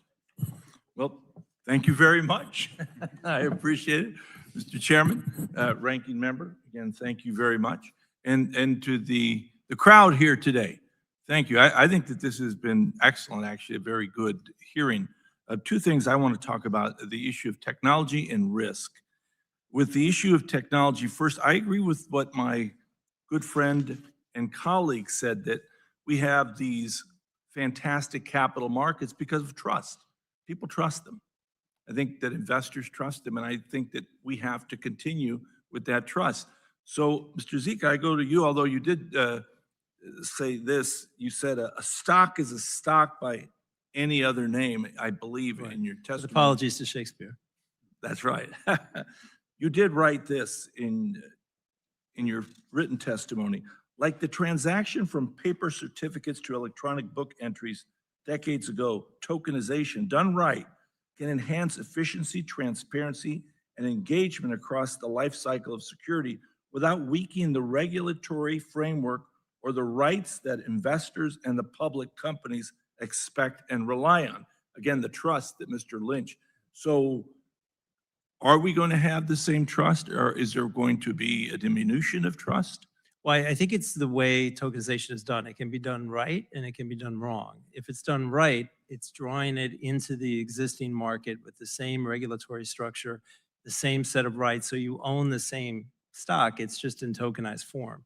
So in that context, everything we've talked about, all the protections, all the way the capital markets function would exist. So that's one scenario that I think is good. Where there could be concerns is there are other ways to do it where you start to create synthetic instruments, which are certain rights, but not the ownership. People may not realize whether or not they get dividends. They don't get voting rights. In that context, and it's largely overseas right now, but in that context, it is a different instrument. And so an investor, certainly at a minimum, needs to know what they're getting. And so there needs to be full disclosure of that. They may choose it, but that's a different instrument. But in the world we're talking about with a tokenized security stock, it's a tokenized share of Apple, let's say. That is, the idea is to give them exactly the same rights and the same experience when they trade as they would normally get. So in a sense, it almost be like what the chairman talked about, going from the old carbon paper to basically computerization. Exactly, like paper to digital as we did with electronic shares. All right, I would like to switch then to risk. This is what former acting comptroller Michael Zhu warned about, the potential unintended consequence of tokenization. He said, to the extent tokenization reduces settlement frictions, it will also accelerate the velocity of banking and finance. The characteristics of bank runs are changing, and banks and regulators need to adapt accordingly. We need to develop better brakes to keep banks safe from sound, to mitigate systemic risk. Now, I was here, obviously, when the three CEOs came and testified, Silicon Valley Bank, Signature Bank, and Republic. And the CEO of Republic Bank said something that's very interesting to me. And he said, I'd had customers that were with me forever who trusted the bank. But once the panic hit, they were able to move billions of dollars out, and there wasn't much we could do. And the amount of money that moved out of those banks almost instantaneously was incredible. A real run on the bank as opposed to how it used to be. What is the risk here? Are we forgetting some risk here that could be problematic because of this velocity? Mr. Ziegler, why don't you try it first? Go ahead. I'll try first. We don't operate a bank, so I'm less familiar with that side. But I will say the thing you want in that situation from a trading perspective is to have deep liquid markets that can withstand the shock. And I think you've seen the U.S. capital markets handle those situations very well. And so, again, if you keep that liquidity pool together, then the experience, whether it's a tokenized security or a non-tokenized security, should be the same. But I would defer to others on the banking Yes. side. I'll just add a couple of things. In the securities markets, you have things like in equity markets, you have, as opposed to SUB, you got limit up, limit down. You got circuit breakers. You have things when there's confidence issues or panics going into the market. You have segregation of assets. You have 15c3-3, so that the customer's assets are segregated. It's a little bit different than the way the banking system works. So Right, but if you get some illiquid, some of the derivatives you're talking about, or some illiquid assets that you're getting from other places, and you tokenize them and put them into our market, if you were able to move those quickly, I mean, it could shock the system. I don't know. That's what I'm thinking. You have to take a look at all the potential risks. With that, my time is up, and I thank the chairman. Thank you. I yield back. Thank you, Mr. Vargas. The gentleman from Texas, who's also the chairman of the Small Business Committee, Mr. Williams, is now recognized for 5 minutes. Thank you, Mr. Chairman. And we've heard today how, and all of our here, thank you for being here. We've heard today how tokenization can modernize our capital markets, including faster settlements, reduced counterparty risk, more efficient movement of capital. Shortening the settlement cycle can free up liquidity, reduce costs tied to delays, and allow capital to be put to work more freely. For a small business owner operating on tight margins like myself, I'm a small business owner in Texas. Tokenization can translate into better financing, more predictable cash flow, and lower costs. So, Ms. Mersinger, how could tokenization and a shorter settlement cycle benefit Main Street businesses? Thank you for that question. I think the overall kind of theme here is that it reduces the advantage of scale. So you have lower cost, broader investors available. You kind of level the playing field between the small businesses and the large, Wall Street businesses. And the other kind of piece to this that I think is really interesting is this idea of fractional ownership, where you might be able to invest in something that you normally wouldn't be able to invest in because of the cost, that now you can because of the fractional ownership. So I think there's a lot of opportunities for small businesses. Also, it broadens their access to the capital markets as well. Thank you for that answer. The strength of U.S. capital markets has been built on a combination of deep liquidity, strong investor protections, and a regulatory framework that promotes transparency and integrity. As tokenization develops, global competition accelerating with other countries and jurisdictions acting quickly to establish clear frameworks and attract innovation. And I am concerned with the risk that regulatory uncertainty here in the United States could frankly push innovation offshore. So, Mr. Bentsen, to you, how can we create a regulatory environment that encourages innovation and tokenization here in the United States, while also ensuring that we don't compromise transparency, integrity, and investor confidence? It's a great question. And I would say, I do want to say one thing. You can buy fractionalized shares today. Many of our members offer fractionalized shares, whether it's in high price stocks, whether it's Tesla, Berkshire Hathaway, whatever it was. So that's a market innovation that is in the U.S. today. It's like 24/7 exists today. Most people don't take advantage of it. But I think the other thing, Congressman, is I would step back and look at what's already happening. I mean, DTCC made an investment 10 years ago in digital partners, and now they're expanding what they're doing. Nasdaq is doing a partnership with Kraken and doing that. NICE, New York Stock Exchange, is doing the same. Firms that are digital native firms like Kraken and Coinbase have now registered as broker dealers so they can do tokenized securities, while the incumbent firms, the Wall Street firms, have been looking at tokenization on everything from equities to fixed income for many, many years. So I would argue that this is happening. Now, we have done an analysis of the securities laws, and in most cases, we believe almost all of those are fit for purpose for tokenization. In a couple of places, there might need to be adjustments. We don't need to throw the baby out with the bathwater here. We need to I mean, this is a very innovative industry, and we're taking advantage of it. Okay, thank you. Much of the conversation around tokenization has been focused on trading and market infrastructure, but issuers sit at the center of our capital markets, and companies rely on those markets to raise capital, manage their stockholder base, and support long-term growth. Tokenization introduced the possibility of rethinking how ownership is recorded and how issuers interact with investors across the life cycle of a security. So, Mr. Zecca, quickly, could you walk us through how issuers are thinking about tokenization, their shares, and what benefits they set from having more direct control over that process? Well, I think that's a critical question. And just to give you one sense of a stat for that small community bank that you were talking about, a average corporate action costs the industry about $34 million because there are 110,000 touch points across all the shareholders because there's such a Byzantine system behind the scenes to reach shareholders. There is a route with blockchain, and of course it has to be adopted at scale to do it, but there is a route where there's a much more streamlined connection. You could see a world where issuers can speak directly to their shareholders who want to be engaged. And I think there's no more loyal, motivated stakeholder base for a company than its shareholders. So I think there's huge opportunities there. What we want to avoid are situations where, because we have different instruments under different regulations, there's competition for capital that hurts the ability of companies to raise capital and create jobs. That's the thing we have to keep in mind. Thank you for that, and I yield my time back, Mr. Chairman.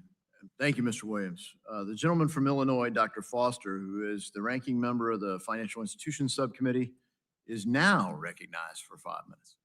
Thank you, Mr. Chair, and to our witnesses. It seems like one of the big branch points that has to be decided here is once things are tokenized, are they going to be traded on a private permission blockchain or a variety of public blockchains, which often allow anonymous participation through self-hosted wallets and things like that.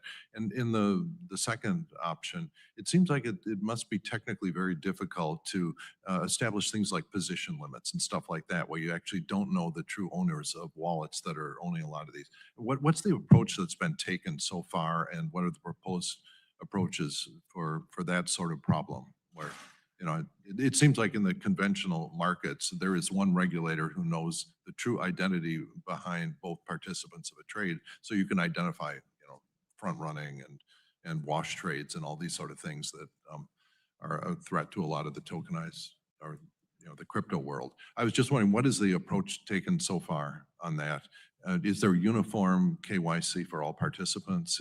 I can only speak to what we're working on. I would say we're working in the permissioned world, where on the blockchain, you would have the KYC information, the controls, and the corporate governance, and everything is embedded in there and can't be overridden. So from that perspective, we would be not. So you have no anonymous participants. Correct. Essentially, yeah. Are there other approaches that are being talked about or taken that are likely to happen? Others on that.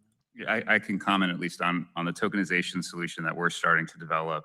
Largely what Mr. Zecca said in terms of wanting to impose some degree of identifiability onto the activity, but that could also potentially happen on a so-called permissionless chain. In particular, if in the tokenization protocol itself, you basically embed the identification and the compliance features for KYC and AML. So under our approach, we will be looking basically for our participants and their customers to bring chains and wallets to us that lend themselves to being able to practice the KYC, AML identification that folks here have described as being very valuable, which we agree with. And so we would then, and this is speaking to an intermediated solution, certainly there's options for less intermediation, but we would come in and basically act as the party that helps do that mapping and maintain that mapping for compliance with existing rules. And I can speak from a more permissionless environment. So the way we've gone about it is embedding, as it relates to AML, is embedding AML and sanctions screening at the token level. So regardless of where a particular tokenized asset may trade or be transferred, it can be freezed if it ends up being flagged as being But connected. is there, in the systems you envision, is there a regulator that can see the true identity of participants to identify wash trades? So when it comes to wash trades, that's a market surveillance issue. And right now we are working with FINRA and some commercial vendors in order to extend on-chain native surveillance capabilities, which would then be augmented under our proposal through the regulated DeFi brokers, which would then be capturing KYC information to enhance the attributions of the wallet owners. But does that, to answer my question, is there a regulator that can see the true identity of behind all? Not at present. Not at present. Do you have any technical solution in sight that might allow that to happen? And if not, how do you prevent wash trades, front running, violations of market positions and stuff like that? Everything that we've learned the hard way is necessary to have a well-regulated system. Do you have technical solutions that could implement Yes, that, so or- there are vendors out there, both vendors that provide services into the traditional markets that are now capable of ingesting on-chain data, as well as on-chain native vendors. So that the world you anticipate will have a regulator that can actually identify wash trades and things like that. There will be someone that has full visibility into the true identity, legally traceable identities, everything that's necessary in our Absolutely. markets. Yeah, the proposal that we've detailed in our written testimony would includes a proposal for FINRA to operate a surveillance system, because these are, transparent markets.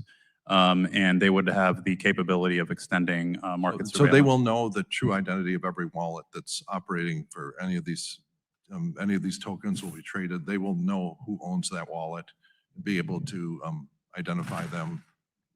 Is that's the sort of, yeah. For U.S. markets, that would be the case under our proposal. But if but will you allow international participants into this?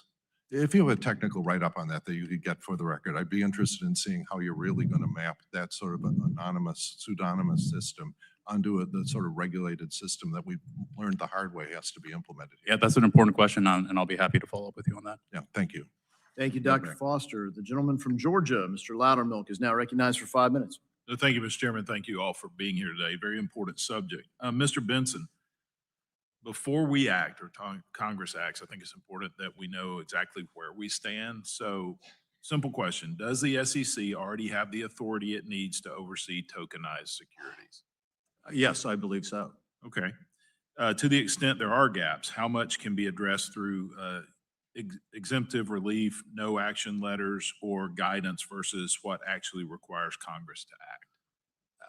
In our analysis, we think they have, as it relates to securities, tokenized securities, we think they probably have the authority that they need.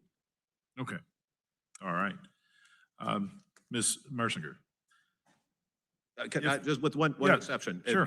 There's been discussion of products that are not true underlying securities, tokenized products that are like reference products, which by law may not be allowed in the United States. And in that instance, if the Congress would have to take that up. So that with that caveat. Okay.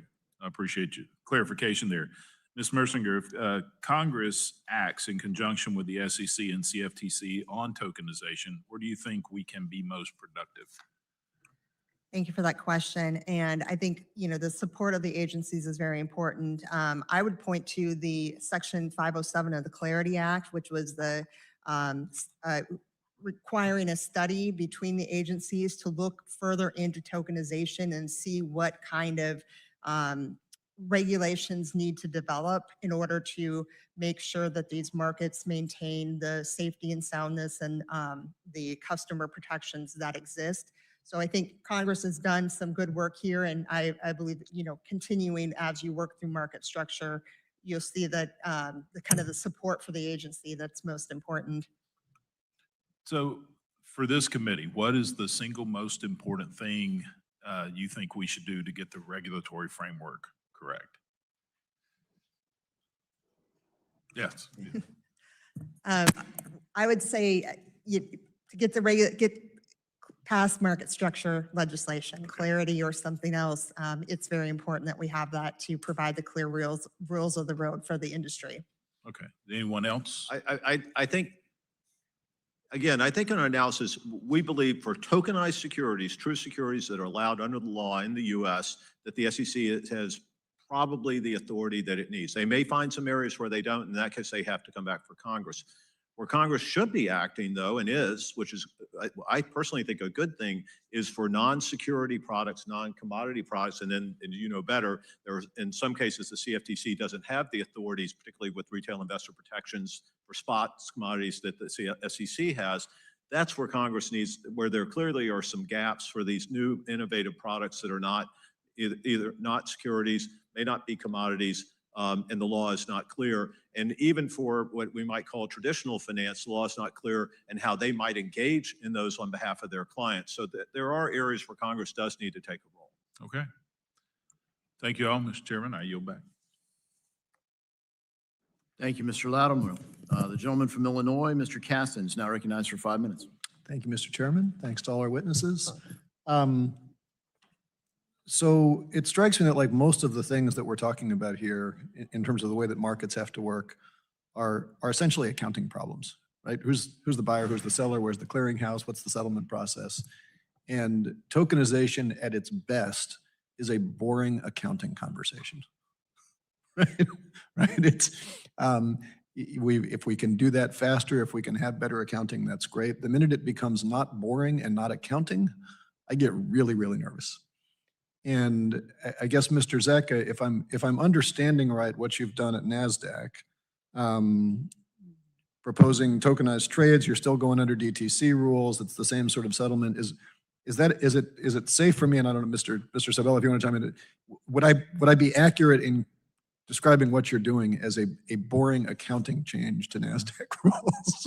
Yeah, I would say it's an interesting technology upgrade, and I think it is bringing the system forward. But yes, I don't think, again, we're looking at it in the context of upgrading, not creating new products or new systems. Okay. That's so this now brings me to this innovation exception, which scares the dickens out of me because it's neither boring nor accounting.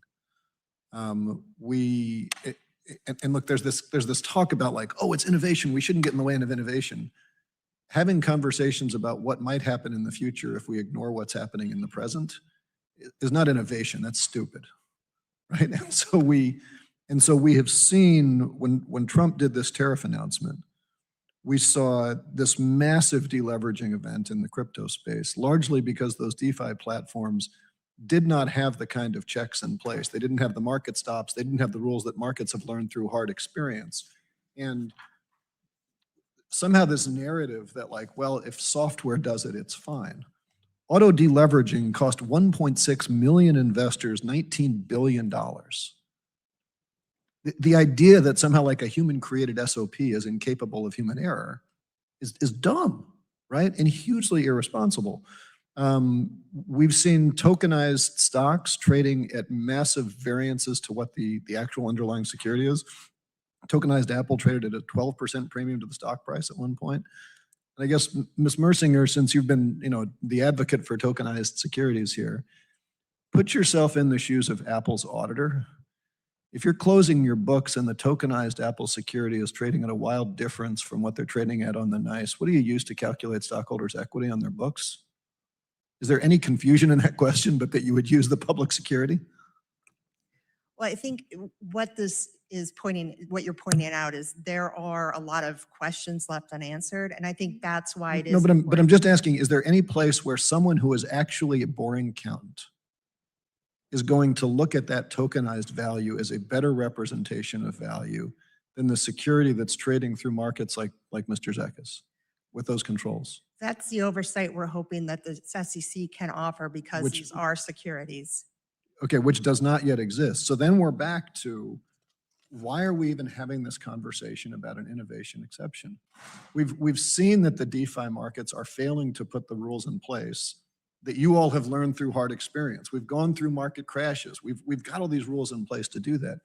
What is the innovation exception what is the innovation we're trying to achieve if our goal is boring accounting, and we've got boring accounting pretty well, and the markets like Nasdaq seem to be figuring out how to do boring accounting pretty well, right? Because the last thing we want to have is something super exciting that brings all the markets back in here to say something exciting just happened in the market that's not particularly boring, and we've got a bunch of political pressure now to talk about it. Mr. Bentsen, can you, I don't know if you're as, where you sit with my own view that innovation exemptions are dangerous, but if we're going to do something on the innovation exemption, can you talk about what sort of guardrails you would at least like to see in the DeFi space to ensure that there is absolutely no difference in the price of these securities and it isn't an arbitrage opportunity and we're not creating these kind of risks to investors? I think, well, that's all a reason we think to put it out for notice and comment in the first place, so we can see exactly what it is the SEC is thinking about. And then we think there should be guardrails, and those guardrails could be certainly time limitation, who could have access to that, if it's high net worth, whatever it may be. We don't really know until we know what the exemption looks like. Does it apply to all registered registrants versus just a limited group? So again, all reasons we think to put it out for comment to see. But again, I'll restate, some of the groups who've been asking for exemptions have now figured out that they can register as broker-dealers. And so they've shown that they can live under the existing framework. And to your point, I don't think we want to import some of the market practices in the non-securities world into the securities world. The gentleman's time has expired. Appreciate you. I yield back. Thanks, Mr. Caston. I now recognize myself for 5 minutes. Mr. Sabella, today's market structure relies on intermediaries like clearinghouses and part of a settlement that is not instantaneous, which creates counterparty risk, and those institutions are designed to manage that risk. If we move to a model where transactions settle atomically or real-time settlement, effectively eliminating that counterparty exposure, would you agree that one of the core risks to the systems is built significantly is reduced in this new model? Thank you for the question, Congressman. So yes, I do agree that in a sort of so-called atomic or T0 settlement environment, in particular, market risk is reduced. What you still have to contend with, and some of the discussion we've had so far has hit on, is heightened operational risk, because you're really relying on that technology to be there to perform accurately and consistently and to scale when you need it.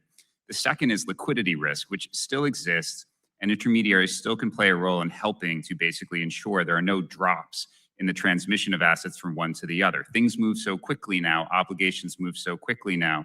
You need to ensure you have enough resources in the system in the right place at the right time.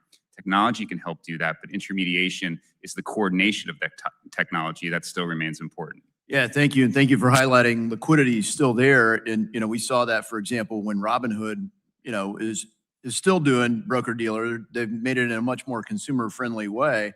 But if you remember the GameStop short squeeze that resulted in a lack of liquidity, those things could be heightened. And, Mr. Bentsen, you highlighted, or really suggested that of course, there would never be such a thing as malicious software, which reality is maybe there could be. So you do need systems to safeguard it. And Mr. Caston highlighted that even when the software is designed right, there could be some rapid changes in the market. So I think the thoughtfulness that's going about tokenizing securities makes sense. And I think Chairman Atkins is doing a great job. Commissioner Peirce has been very thoughtful on this for years. We've been set back for a long time, though, because frankly, Gary Gensler wanted to prevent any kind of real progress on the commission. And a lot of the companies wanted to just be deemed not securities. They were working to be not securities. And that interfered with the people that really did intentionally want to be a security and getting the clarity. The commission didn't provide the regulatory clarity there. So, Mr. Zecca, you're moving forward and trying to develop a way where people can intentionally work with securities. And when you talk about some of the things that some of my colleagues have brought up about, things that aren't securities, well, of course, those things don't necessarily have all the same rules that you do have for our securities. So whether it's tokenized or not, let's say we have a tokenized future, and now tomorrow, or let's make it Monday, so that we have the weekend for the radical change. Monday morning, markets open and 100% of it's tokenized. would the accredited investor rule be gone? If it's a future or if it's a, I mean, I'm for a future where we change that radically. Since it's Oh. your money, you should be able to use it. I'm not talking about the markets we should have. I'm just saying, hey, if the only thing that we changed is tokenized, would we change the accredited investor rule by tokenizing these things? no, I don't think so. Would you change the regulations for broker dealers? No. Would you eliminate the requirement of know your customer? No. Would insider trading instantaneously now be legal? Nope. All these things that we're talking about are still critical features of the market, but fundamentally the technology is changing. And that's been a constant in our market. The technology does change and adapt. And now you suggest, as I have long advocated, that there are some other changes that we might make because they're not really fair or efficient. And the accredited investor rule is one of those. And so, Ms. Mersinger, I think you've highlighted some of the challenges. As you look at the rulemaking, even if we pass the Clarity Act, and it comes through, there's still a lot of rulemaking to go through. So how do you see that playing out? And how does that affect markets as they're really awaiting the certainty of a final rule? Thank you for that question. And that's a great point. You do need certainty for these entities while they're awaiting rulemaking, which can take a very long time. So that's why there are other tools available at the SEC, at the CFTC, to guide markets, to guide the activity to make sure that they're following the law while they get to the place of rulemaking. So this is why we have no action relief, why we have exemptive authority. And one thing just to mention on exemptive authority, I think is really important for everyone to remember is this isn't an exemption from everything.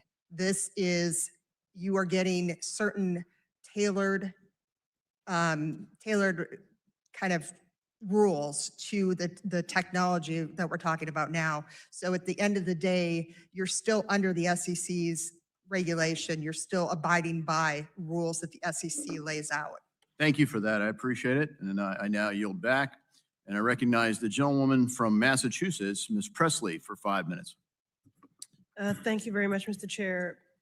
So we're talking today about tokens and digital assets. I just want to, for those watching at home, just really center the American public and my constituents of the Massachusetts 7th. It seems everything and everyone is being attacked except for affordability. And people are really struggling. They are struggling to pay for their rent, groceries, gas, and medical bills. They are exhausted by the constant chaos coming out of this White House. And Donald Trump and his co-conspirators are making millions at the expense of everyday working people. Trump and Republicans in Congress are continuing to try and weaken the SEC and make it harder for them to protect investors and consumers. Mr. Banaei, you worked at the SEC and CFTC, and now you work in digital finance. Previously, you mentioned that you think regulators could have played more of a role in shaping these emerging technologies years ago. Can you just expound and elaborate on how the SEC, the Securities and Exchange Commission, could have exercised oversight of these technologies and protect consumers? The same decisions that the current SEC is thinking about, could have also been, those authorities could have been exercised under the last administration. A different strategy was undertaken, and we could talk about it sometime. But I think the hardest thing for the SEC to do right now is, for example, looking at the whole myriad rules under Reg NMS, including the order protection rule, which was mentioned earlier, and conducting industry outreach and roundtables in order to try to understand how we can bridge the gap between, for example, the public price feed, the Securities Information Processor, the SIP, and on-chain based trading. For example, integrating data both on-chain and off-chain through connectivity between the SIP and US regulated liquidity pools. These are all issues that can be surmounted, but it requires extensive fact-finding. And I would encourage this SEC to engage in that fact-finding alongside the other efforts it's doing.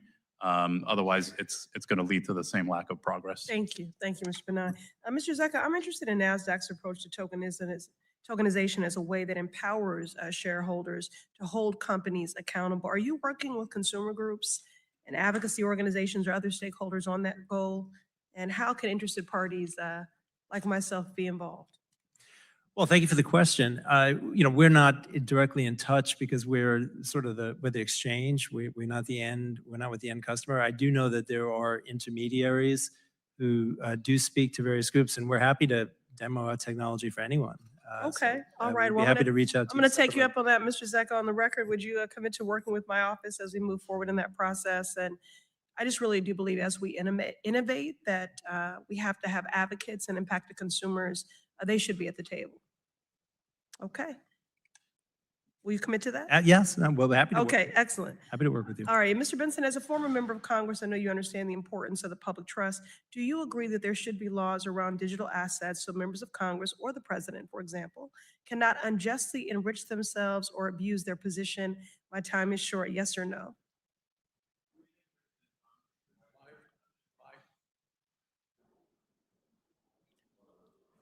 Yes, we're on record as saying Congress should write rules around digital assets that are not securities. Okay, all right. For the record, I'm certainly not against innovation. I have introduced legislation to advance financial technology in a way to protect consumers, not harm them, evade the law, or enrich the pockets of the already wealthy and well-connected. As we innovate, we should not exploit and leave communities behind, and we should not let Trump continue to make money and put our economy at risk by changing or not enforcing the laws created to protect consumers. Thank you, and I yield back. Bill's back. Chair recognizes the gentleman from Wisconsin, the chair of our subcommittee on digital assets, artificial intelligence, Mr. Stile. Thank you very much, Mr. Chairman. Thank you all to our witnesses for being here. Blockchain technology is helping modernize our capital markets. I think we all agree on that. If you think about the history from kind of the ticker to the digital terminal, each leap in communications breakthroughs expanded access, improved efficiency, and reduced costs. But history also shows us that regulatory hostility can stall innovation and weaken American leadership in this space. Our capital markets have long been the envy of the world and led because we've consistently upgraded both our market infrastructure, but also importantly, upgraded our rule books. And that means providing clear rules of the road for innovators developing new base layer technologies and applications, as well as some integrators combining those tools with, in some cases, centuries of market expertise. If we get this right, I think we can uphold the core principles of capital formation, liquidity, and investor protection while making the regulatory upgrades needed to sustain them in a rapidly evolving financial system. Let me begin with you, Mr. Zecca and Mr. Sabella. Your firms recently proposed a rule change and no action relief, respectively, in the SEC, from the SEC to undertake tokenization projects. Want to get your view here. Do these actions appropriately address the regulatory gaps needed for you to undertake these market upgrades? And if not, what does Congress need to do or what does the SEC need to do? And I'll start with you, Mr. Zecca, if I can. Sure. I think in the immediate term, the answer is yes. So the SEC approved the rule, and so now we're working on the technology side and working with our partners, including DTC, on that. In the longer term, as this develops, because I think that was part of your question, I think there are areas where CFTC coordination and things like that, we're going to need work there. I think the sandbox question that's come up has been critical as well. Yeah, I would echo, sorry. Go ahead. I would echo what Mr. Zecca said, and I think for us, the no action relief we have is to a sort of base version of the tokenization. It's limited number of equities. It's sort of limited to our members and their customers. It runs on a 3-year period. During that 3-year period, we'll be looking to support stakeholders like Nasdaq and others in the market to give choice and competition. But once we get to the end of that 3-year period, we're hopeful we would provide more comprehensive answers about solutions. Thank you very much. And at the end of this project, 3 years out, I think it's going to be really imperative that we continue this dialogue between us here at the Financial Services Committee, the SEC, stakeholders, to make sure that we're getting this right with the opportunity to expand the scope as we look for additional efficiencies and embracing the technology. Let me shift gears. I'll come to you, Ms. Merzinger. One of the things we haven't, we can't discuss tokenization without talking about decentralization and the innovation happening in DeFi. You have a lot of background experience in this space. The lack of intermediation poses some really novel legal and regulatory questions for trading and custody of securities. It really, in some ways, spins on its head kind of our framework with which we've thought through this over the past 100 years. Can you just comment how decentralized exchanges complement or can coexist alongside the traditional market structure? And what are the benefits of decentralized trading? Thank you for that question. And I just want to make sure when we talk about DeFi, what we're talking about is permissionless, non-custodial, non-discretionary code. So this is a technology that's going to improve the markets. It's going to bring faster settlement.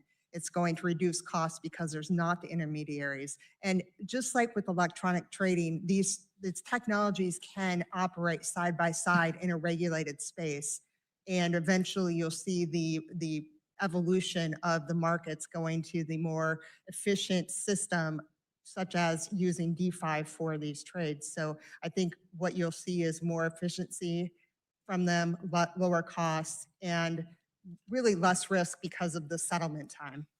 I think that's right, and that's what we're all going for, right? Is efficiencies in the market, embracing technology, and maintaining those investor protections, which I think are so essential to the core structure of U.S. markets. Appreciate all of you being here today. Thank you for holding this hearing, Mr. Chairman. I'll yield back.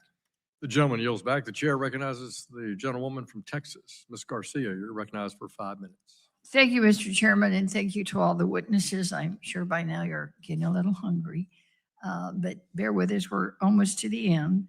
Mr. Chairman, our nation's capital markets are the backbone of our economy. I think we can all agree with that. As we continue to talk about innovation and how to modernize securities, we need to keep strong guardrails in mind. To start, innovation is often considered a way to improve capital market access for ordinary Americans. Mr. Banaei, you offered an example in your testimony where you talked about ordinary Americans investing on a highway project in your community. I frankly can't think of a single person who would want to own a piece of a road, but maybe that's true for in your area. This is a great theory, but in practice, who is really buying these tokens? So right now, we see a strong global demand, primarily. Oh, I heard that in your testimony, but which ordinary Americans, are ordinary Americans buying these tokens? These tokenized securities are actually pretty hard to access in U.S. markets. Most of the entry points, for example, the website that we help administer, block U.S. users. I think that's the same with most of the other tokenization projects, whether they're U.S.-based or not. One of the things that I think we can do here is make progress toward providing the legal certainty needed to be able to offer tokenized products to U.S. users that follow the panoply of securities laws adjusted for this new infrastructure. So these are mostly then retail investors?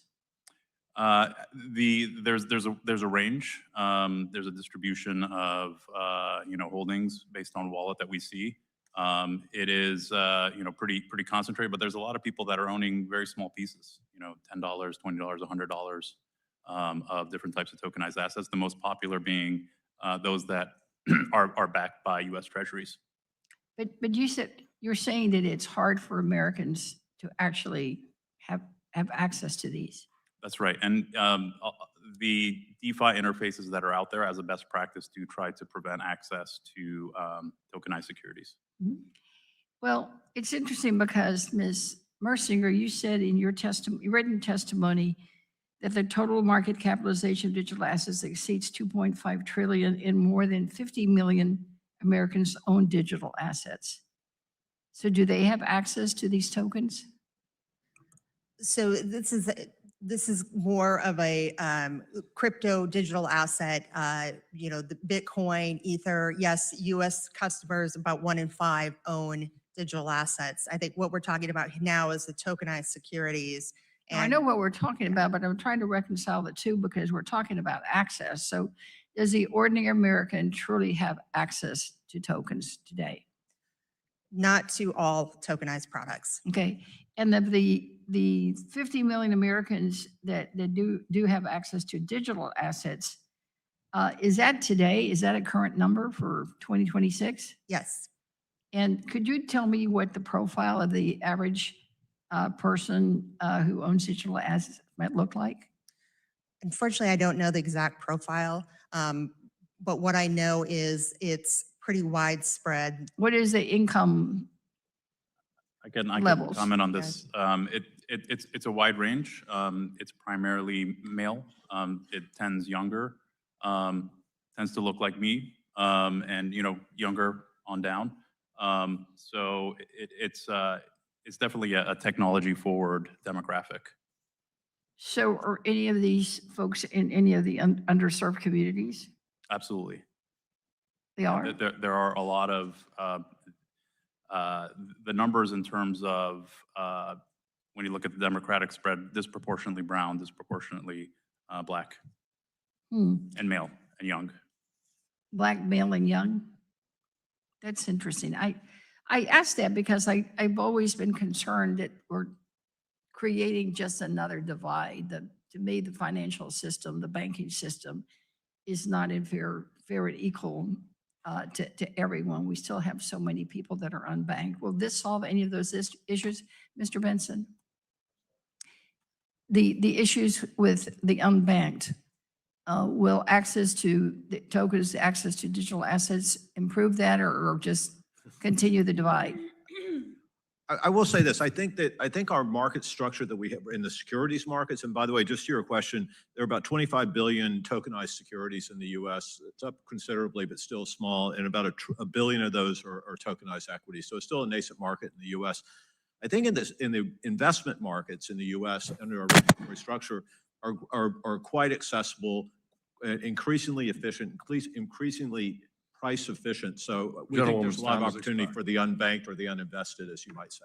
Thanks so much. Mr. Chairman, I'll submit a follow-up question in writing. Thank you. I thank the gentlewoman from Texas. I now recognize the gentlewoman from California. Ms. Kim, you're recognized for 5 minutes. Thank you, Chairman and Ranking Member, for hosting this hearing, and I want to thank all of our witnesses for joining us today. You know, when we discuss the term brain drain, it's often used in the context of foreign content, the talents leaving their home countries to come to America because of the opportunities that we provide. However, in the digital asset industry, this drain reflects a 2% year-over-year decline in the U.S. share of blockchain developers over the last 5 years. In 2018, the U.S. share of global blockchain developers was 40%, and today it is down to 20%. While the rogue regulation of former SEC Chair Gary Gensler did America no favors in fostering crypto innovation in America, that does not mean it is too late to reverse his policies and establish America as the crypto capital of the world by doing something that we already did, passing Clarity Act. Ms. Mersinger, when innovation moves offshore, where is it going? Thank you for the question. Often it's going to jurisdictions where they do have clear rules of the road. That's best case scenario. Other times they're going to jurisdictions where they don't have the same protections available for consumers. And that's why it's important that we have the ability to have these markets here in the US where we have the best consumer protections available for those who want to invest in these markets. So you're saying we're losing our blockchain developers because foreign jurisdictions are adopting clearer frameworks. So there is that urgency for us to get this done and get it across the finish line as soon as possible. For decades, our capital markets have been the greatest in the world because of the clear and consistent regulations that have been crafted. It is time that we extend the same standard to crypto industry and help it return to a regulatory regime that is ready to foster more innovation. Mr. Bentsen, what lessons can we draw from the success of the U.S. securities market when evaluating how new technologies like tokenization should be regulated? Congressman, thank you for that question. And I should thank you, and I would have thanked Ms. Beatty if she'd asked me a question. Thank both of you all for the work that you all do as co-chairing the Financial Literacy Caucus. And I know we've been able to engage with you on that over the years and look forward to in the future. I think we can learn a lot from the U.S. security markets. As I mentioned, fractionalization of shares. We have that in this market system. We have, 78 million households in the U.S. are invested in our markets. That's 58% of households in the U.S. That's great. That's more than most jurisdictions. That can be more through things like financial literacy, but also because of the continued development of our markets through electronification, through increased, operational efficiency, lower cost, the fact that you can basically buy equities for no commission today. Our markets are continuing to evolve and continuing to get better and greater access for more people. Thank you. As we evaluate the benefits of tokenization, one aspect that interests me is the global exposure that tokenization provides for our U.S. markets. Again, back to you, Ms. Mersinger. How would tokenization open the U.S. markets to investors that have historically been excluded by high minimums, currency barriers, or lack of brokers? That's a great question, and that goes to what having tokenized securities means. It's broader access, it's faster settlement, it's fewer intermediaries, so it brings down the cost of the transactions. So it is opening up markets that have not always been available to the average retail investor. So it really is broadening our access and making sure the costs are lower for retail investors. Then how critical is the innovation exemption from the SEC that is coupled with Clarity Act to kickstart that type of innovation? It's critically important that the SEC be able to use that authority that Congress gave them. Again, this is about tailoring the rules to apply to the technology. It's not avoiding the rules. It's not being exempt from the rules. It's a tailored approach to the rule. You're still under the SEC's jurisdiction, and there are going to be conditions around these exemptions. But what it does is help us move ahead.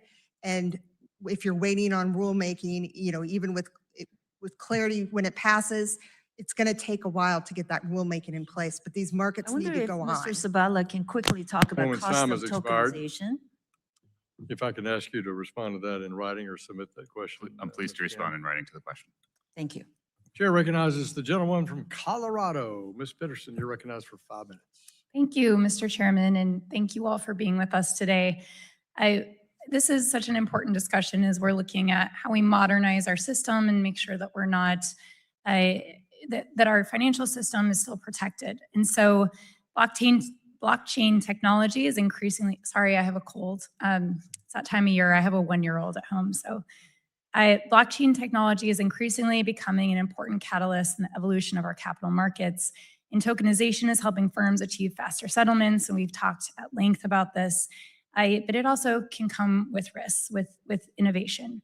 So we have to find a balance in making sure that the same principles that have led American capital markets to be the most liquid and powerful in the world continue to safeguard investors and help our businesses thrive, which is the core of our discussion today. So Ms. Mersinger, your testimony highlights the important improvements our capital markets stand to gain by adopting tokenization. Can you give specific examples of what this looks like on the ground?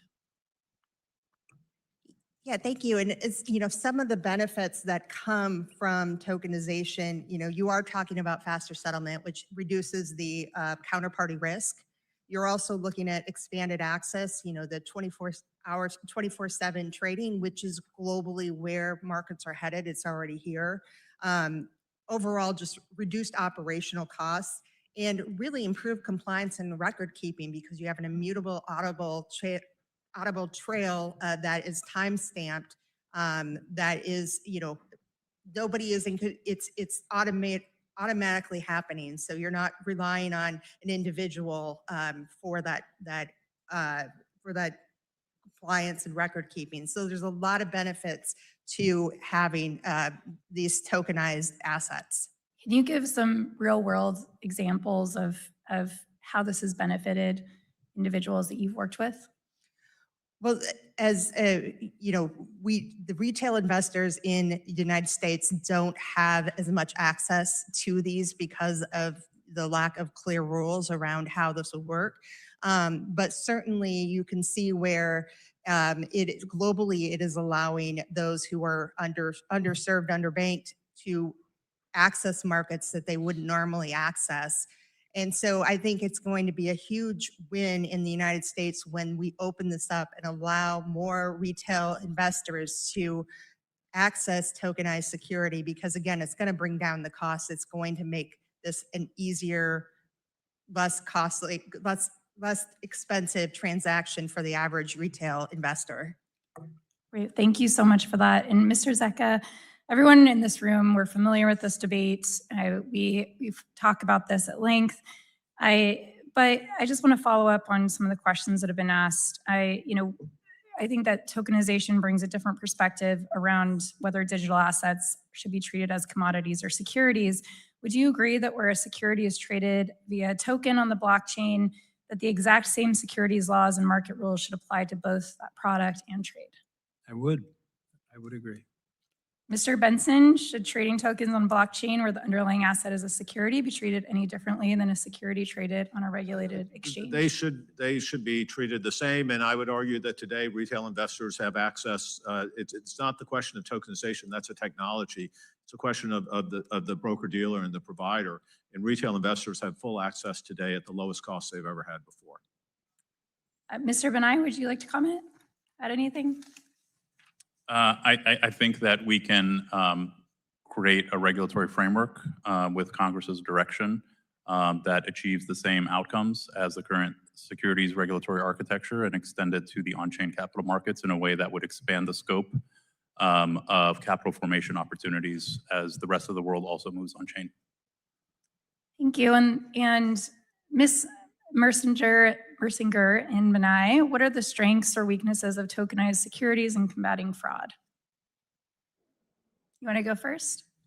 Mrs. Mersinger? Yep, I can start. Again, it's that kind of automated trail. It improves your compliance and your record keeping because it's all done automated. It's on a public blockchain. So there's a lot of, again, you're not relying on human surveillance. You're relying on the technology to do the work of protecting against fraud, manipulation, and other market abuses. Tokenized equities right now are an inferior product. The only reason there's demand for them is because there is a large population of people outside the U.S. that are unbrokered that want access to U.S. capital markets. We need to leverage the moment. Gentlewoman's time has expired. Thank you. I yield back. Gentlewoman yields back. The chair recognizes the gentleman from Texas, Mr. Green, who is the ranking member of our Oversight and Investigation Subcommittee. You're recognized for 5 minutes. Thank you, Mr. Chairman. I thank the witnesses for appearing, and I thank the ranking member for her opening statement. It has been concluded that there are opportunities to tokenize equity securities.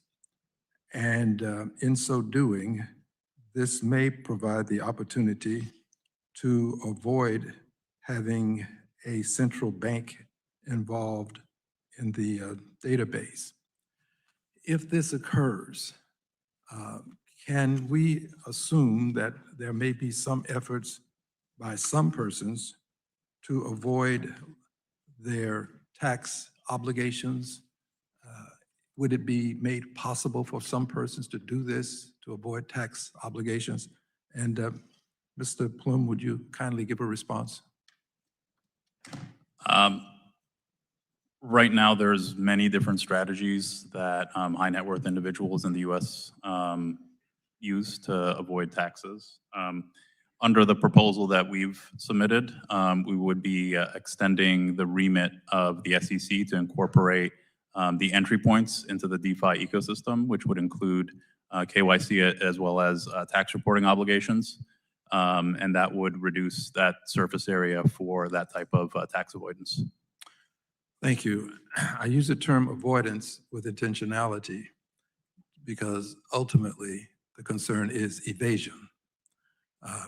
Avoidance, while may not be preferable, is legal, but evasion when we can now have these transactions take place from one person literally to another, that opens the door of opportunity for evasion. It also opens many other doors for concerns that that might be nefarious. Can you talk about some of these nefarious opportunities that would be available as a result of this type of tokenization?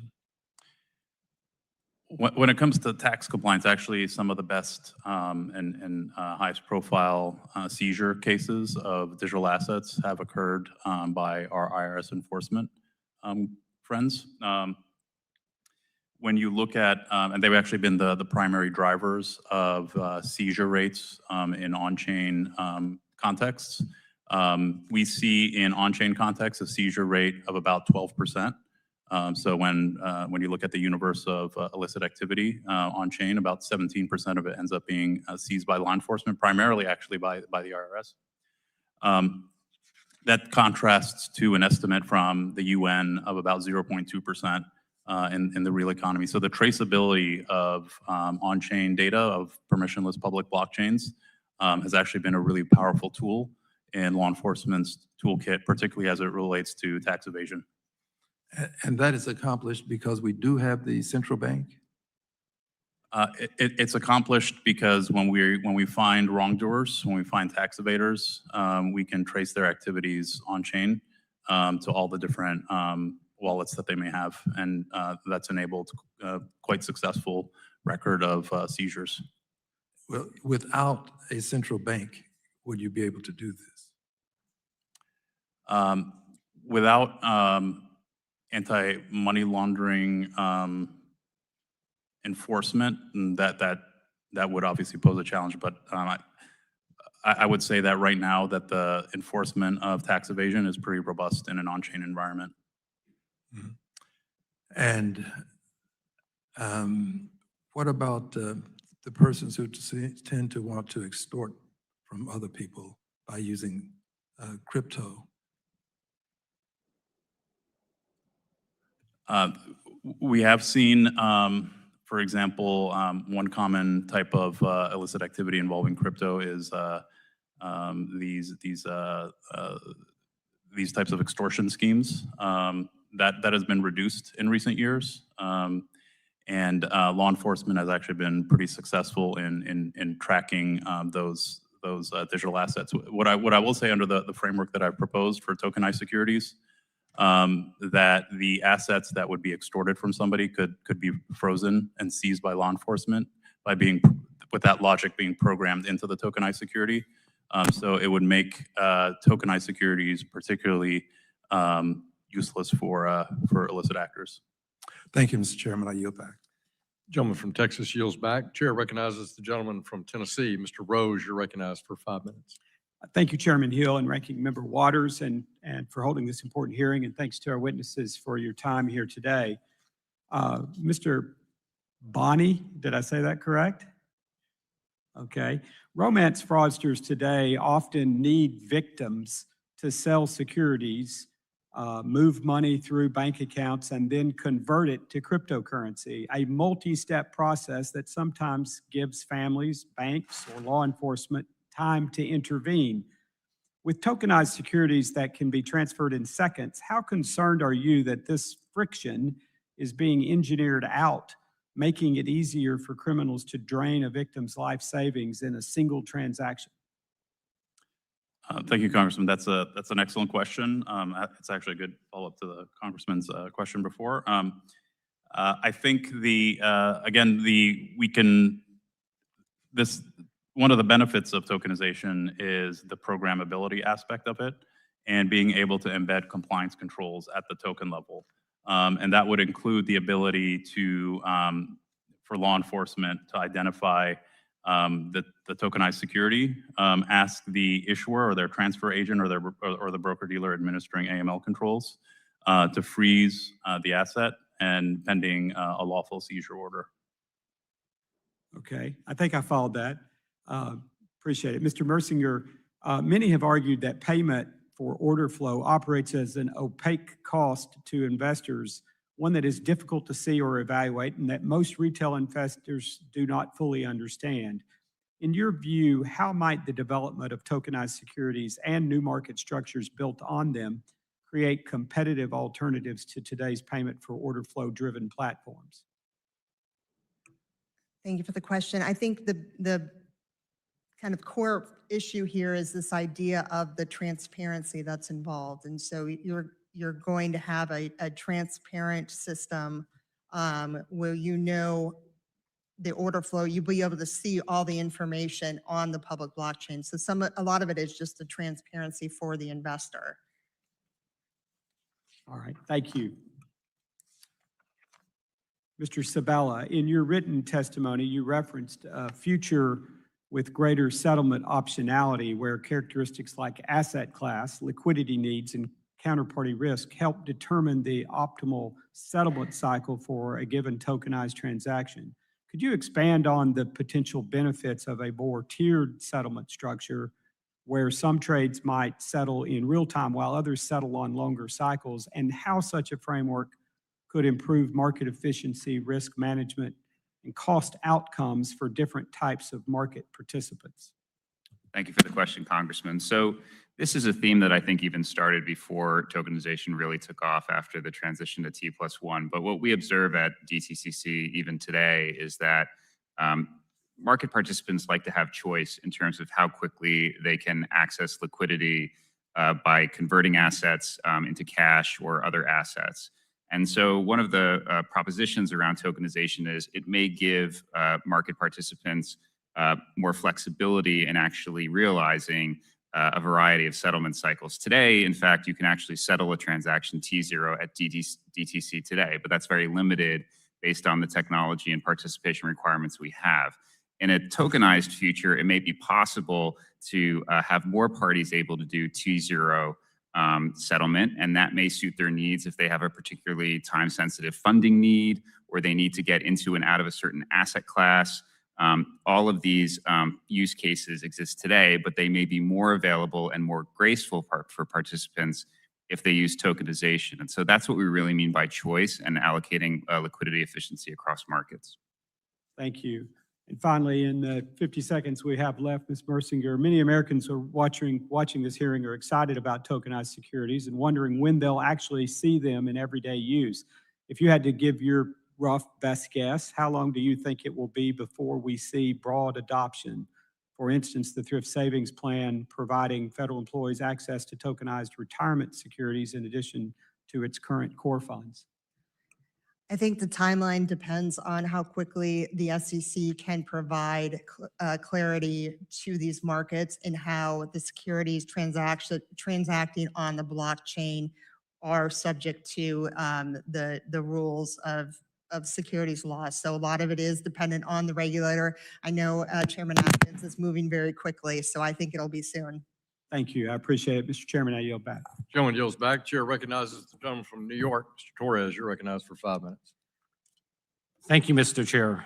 A significant share of capital is effectively frozen as collateral. Traditional settlement is so inefficient, so intermediated, that it often causes firms to over-collateralize. Tokenization has the potential to transform trillions of dollars of idle capital into productive capital. Do any of you have an estimate of exactly how much capital could be unlocked through tokenization? So I could start, Congressman. So at this point, we don't have an estimate. We saw the benefits that you were describing certainly happen when we moved from T2 to T1. But I think one of the challenges in terms of getting to the bottom of an answer to your question is market participants, I think, and I'll defer to Mr. Bentsen and others here on the panel, have a variety of views about what the next step is for moving to T1. As I mentioned before, some people may want to move to T0 very quickly. Others may want to have a little bit of a more nuanced approach. Depending on how that shakes out in terms of what becomes the new standard settlement cycle after T1, we can't really figure out what the savings look like. But we do agree with your instinct that the savings are there if we can basically unlock collateral further. I have a question. I spoke about the benefit. I want to address a possible cost of tokenization. I'm generally supportive, but I have a question about the role of technology in accelerating financial contagion. So we saw during the collapse of Silicon Valley that a single rumor amplified by social media can trigger widespread panic and an instantaneous bank run. In March of 2023, SVB lost approximately 25% of its deposits in a single day, making it the fastest bank run in modern financial history. It seems to me that a 24/7 financial system can be a blessing and a curse. Right? It's a blessing because it enables more efficient collateralization, but there's also a curse because it can enable more efficient and rapid liquidation. You know, tokenization could enable financial contagion to spread more rapidly and widely. And so how do we mitigate the risk of financial contagion in a world of 24/7 tokenized financial markets? So I could start, but defer to others as well. I mean, I think we're partnering, again, with partners like Nasdaq, members of SIFMA, as there's an extension of 24/7 trading in the equities markets to provide the same risk protections that I think you're pointing at, Congressman. And as we noted before, with the introduction of new technology, that means on a good day you worry less, but on a bad day, the risk profile is a little bit different. So we reduce counterparty and market risk because we're able to reduce our exposure to each other and the market value of the asset we're exchanging. But we do have to still keep in mind both operational risk, but also liquidity risk, which I think is what you're really getting at, insofar as if things move quickly and there's a drop somewhere, we need the resourcing in the system to deploy and be available to cover that drop as quickly as possible. Happy to add a couple of things to that. I think the best risk avoidance in a volatile market is deep liquid markets. And of course, we've seen that time and again in the US. And so I think when we say with crypto, how do you, and digital assets and tokenized securities, how do you best protect it from being a separate risk exposure is to bring it into the markets, into the deepest pool of liquidity so that it's available in times of stress. I did want to note, you know, we do have versions of 24/7 equity trading now. And what we're talking about as it extends and becomes more of a regular session would be ensuring that we have all the protections that we have now. There's surveillance, there are limit up, limit down bans to prevent wild trading. So we're working on adding that as well. You know, tokenization has the potential to expand retail access, not only to public markets, but also to private markets to an extent we've never seen before. At the same time, we are witnessing growing signs of strain in the private markets, particularly private credit. How should the stress in the private credit market inform our thinking about the role of tokenization in expanding retail access to alternative assets? So there's a kind of two different things in there, but I think you're right that in the work that we've looked at, tokenization can be a tool for alternative investments, private markets, as a more efficient means to move that type of product. On the other hand, policymakers, Department of Labor, Securities and Exchange Commission, Congress have all been looking at what are the right suitability rules, or how would suitability rules apply to alternative investments that otherwise been only the purview of high net worth investors, foundations, and institutional investors. So there's sort of two different things that have to be worked out there. But from a technology standpoint, I think there's a view in the industry that tokenization would be a useful infrastructure tool. I agree with that. Thank you. Gentleman yields back. Chair recognizes the chair of our Oversight and Investigation Subcommittee, Mr. Muser of Pennsylvania. You're recognized for 5 minutes. Thank you, Chairman. Thank you all very much. Appreciate it. President Trump has called for the United States to be the most pro-crypto nation in the world. And I think all Republicans in the House agree and have delivered. We did pass the Genius Act, the Clarity Act, which provided a framework for payment stablecoins and the greater digital asset ecosystem. Now we are turning to the next phase, making sure the United States leads the way in tokenization. If we get this right, tokenization and decentralized finances can increase liquidity and expand access to capital markets, so retail investors in Pennsylvania and across our nation can participate in more opportunities. The SEC is considering an innovation exemption that could enable certain tokenization offerings to move forward in the near term, providing a pathway for products to reach market while long-term standards are developed. Mrs. Mersinger, what does the Blockchain Association want to see out of the SEC's innovation exemption? What we're looking for is clarity in how securities laws will treat tokenized equities. So really what it is just clear rules of the road so that we can have this innovation onshore and make sure the United States remains the crypto capital of the world. That seems to make sense. Mr. Zecca, do you agree with Mrs. Mersinger's assessment? Yeah, I think what the core question that we're facing with tokenized securities is how to do it in a way where retail investors can access the wallets that they have, the investments that they already have in the crypto space, bring them into a digital environment, bring them into a tokenized environment, but trade with the protections that they're used to. And that's sort of what we're focused on. We think there are huge opportunities there. Great. Can you, Mr. Zecca, can you explain the difference between a native and wrapper model for tokenization and what risk do tokenized securities that trade outside the national market system, the NMS, pose? Yeah, so I think the concern that's out there right now is, as we watch the way the markets have developed, it's mainly been overseas. It's been a lot of synthetic products, so they're not true equity ownership. You may not get dividends, you may not get other rights, and they're probably priced differently as a result. It's not clear that investors are always informed as to what that is. And so what we're saying is the tokenized product, certainly for the retail investors, should be one that they're very familiar with. And we don't want to avoid one of the biggest risks, not only for investors, but also for issuers and capital formation, which is that you fragment liquidity through different pools, different assets, and therefore there's less pricing, there's less liquidity in a problem. And so what we want to have is a core base of liquidity and an instrument that retail investors are familiar with. All right. Great, thank you. Ms. Mercier, back to you, please. Can you explain the benefits of the wrapper model for tokenization and how does it increase liquidity? Sorry, can you repeat the question? The benefits of the wrapper model for tokenization and how the effects it has, how it increases liquidity. I think a lot of the benefits are the same. It's, we're talking about, expanded access, faster settlement, reduced operational costs. So it's a lot of the same benefits that we see with putting these tokens or putting securities, any security on the blockchain. Okay. Mr. Sabella, the DTCC was granted no action relief in December 2025 to operate a pilot tokenization program. Can you describe the program and the benefits of temporary relief allowing tokenization pilots? Sure. Thank you for the question, Congressman. So effectively, it's limited to a certain subset of the security assets we service.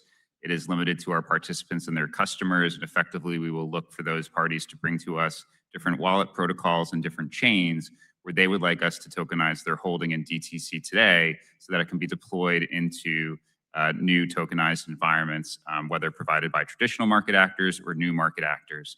It's a 3-year program because we're trying to, and we view this as effectively just an extension and evolution of the services and value we provide today in the depository.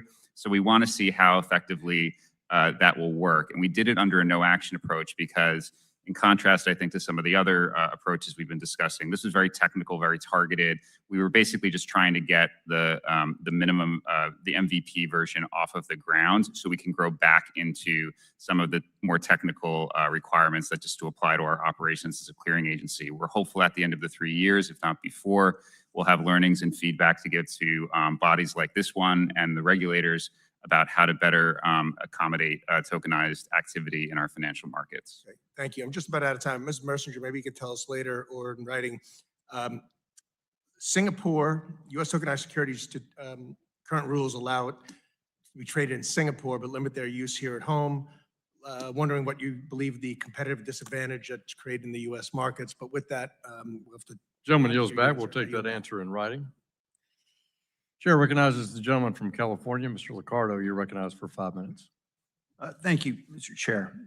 I appreciate all the testimony, and I've learned quite a bit about the tremendous advantages and opportunities with tokenization of assets for trade investment on the blockchain.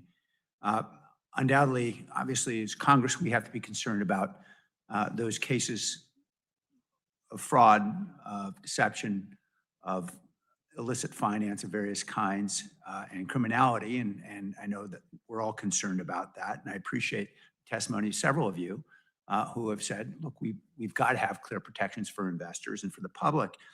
Just yesterday in New York, the Wall Street Journal came out with a story describing how some tokenized offerings have significantly deviated in value from underlying public shares. We saw earlier stories that Amazon stock its token was selling at a price 300% higher than the stock itself in one case. And obviously there are other examples. And obviously the challenge that tokens are technically derivatives that don't convey the same shareholder rights as underlying securities until otherwise determined. So my fundamental concern is not what's going to happen. I'm certain that Nasdaq's going to do a good job. I'm certain that many centralized exchanges will apply regulations in a way that protect investors. And certainly there'll be regulators in place to ensure that happens. I'm concerned about the anonymity or maybe the pseudo-anonymity of those participants on decentralized exchanges. And DeFi certainly provides, I know, great opportunity, but enormous risk. And I really appreciate, Mr. Banaei, your company's approach. As I understand it on Plume, investors are less likely to be the victims of fraudsters who may be selling the tokenized equivalent of the Brooklyn Bridge. And to the extent there's a know your customer requirement, it makes it less likely that there'll be insider trading. There's less likely that there'll be members of Congress trading on stock that they shouldn't be trading on because of conflicts of interest. Now, my understanding is your company provides essentially a layer 2 app over the DeFi protocol. And not all companies require what you require. Is that right? Yes, most blockchains do not have protocol level AML controls.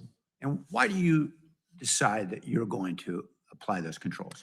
Our goal was to make regulated financial institutions comfortable deploying their assets into our ecosystem because of the lower AML risk profile.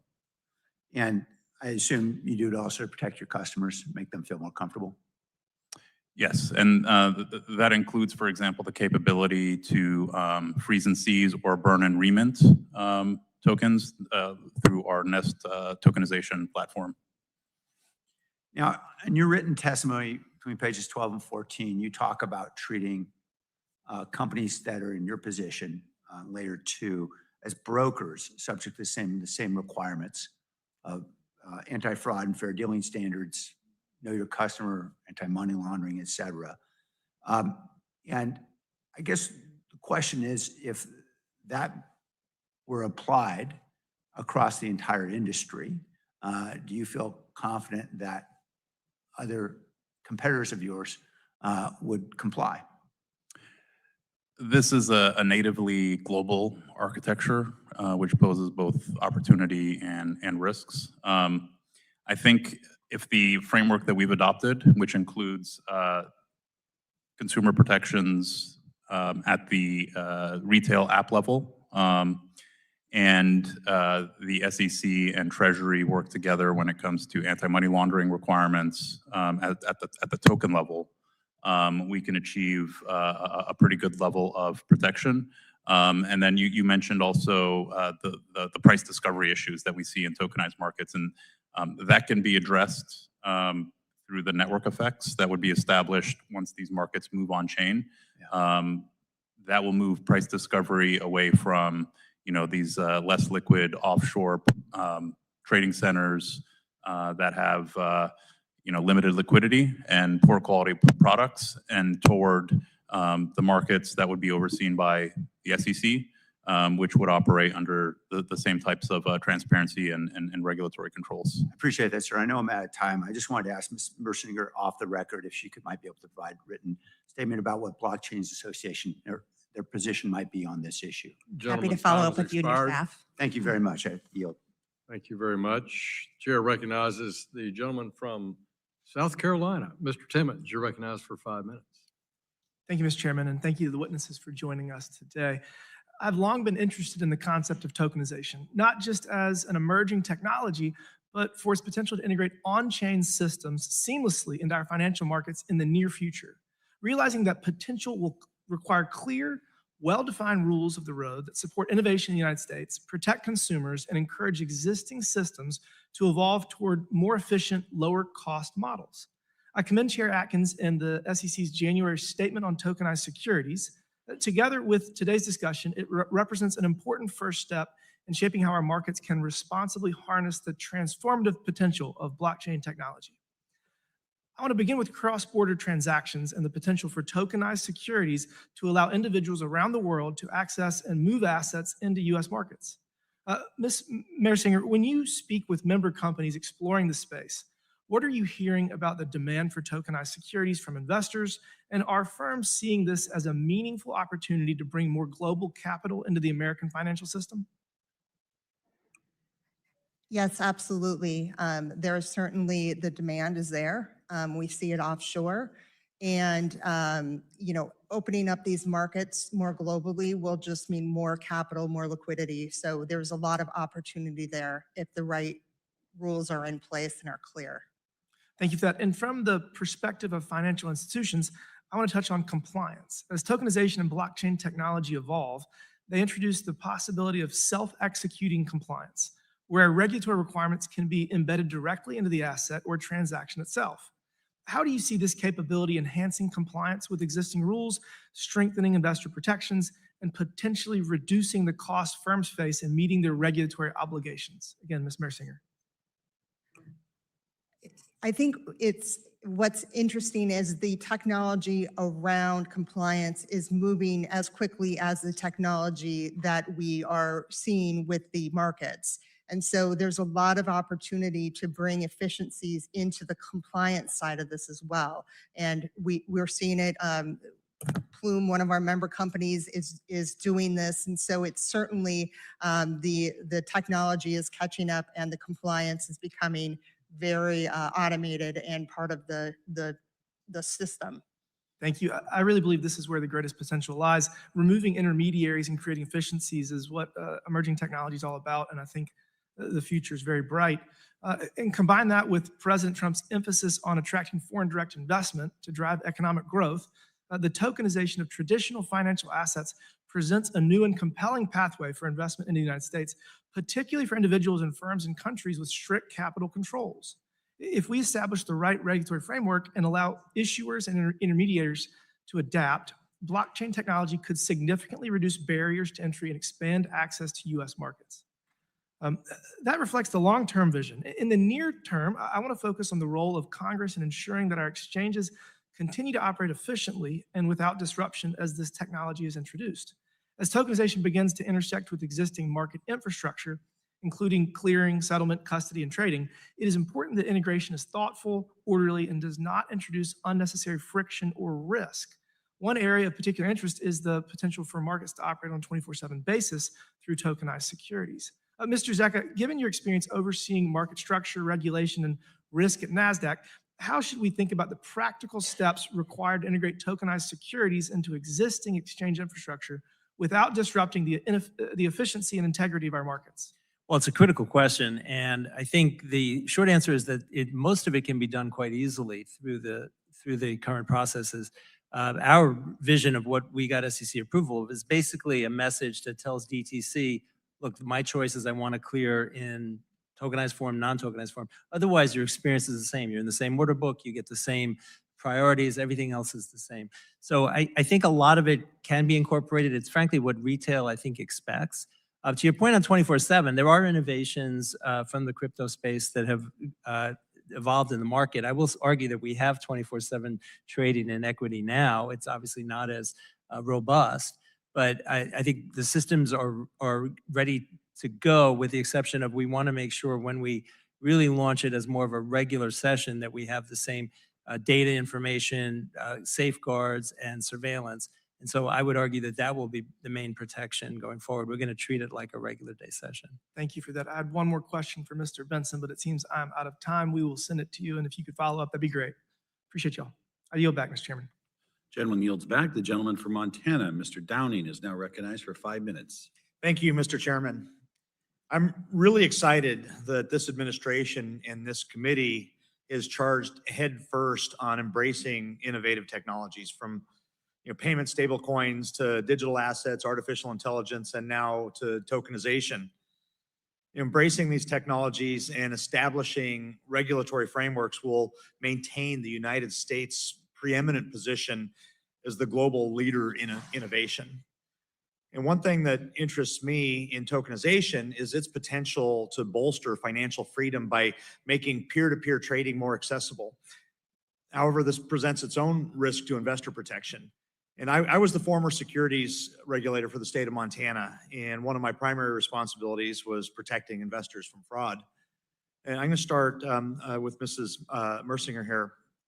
How should Congress and regulators balance the risks associated with increased disintermediated securities trading with protecting retail investors from bad actors?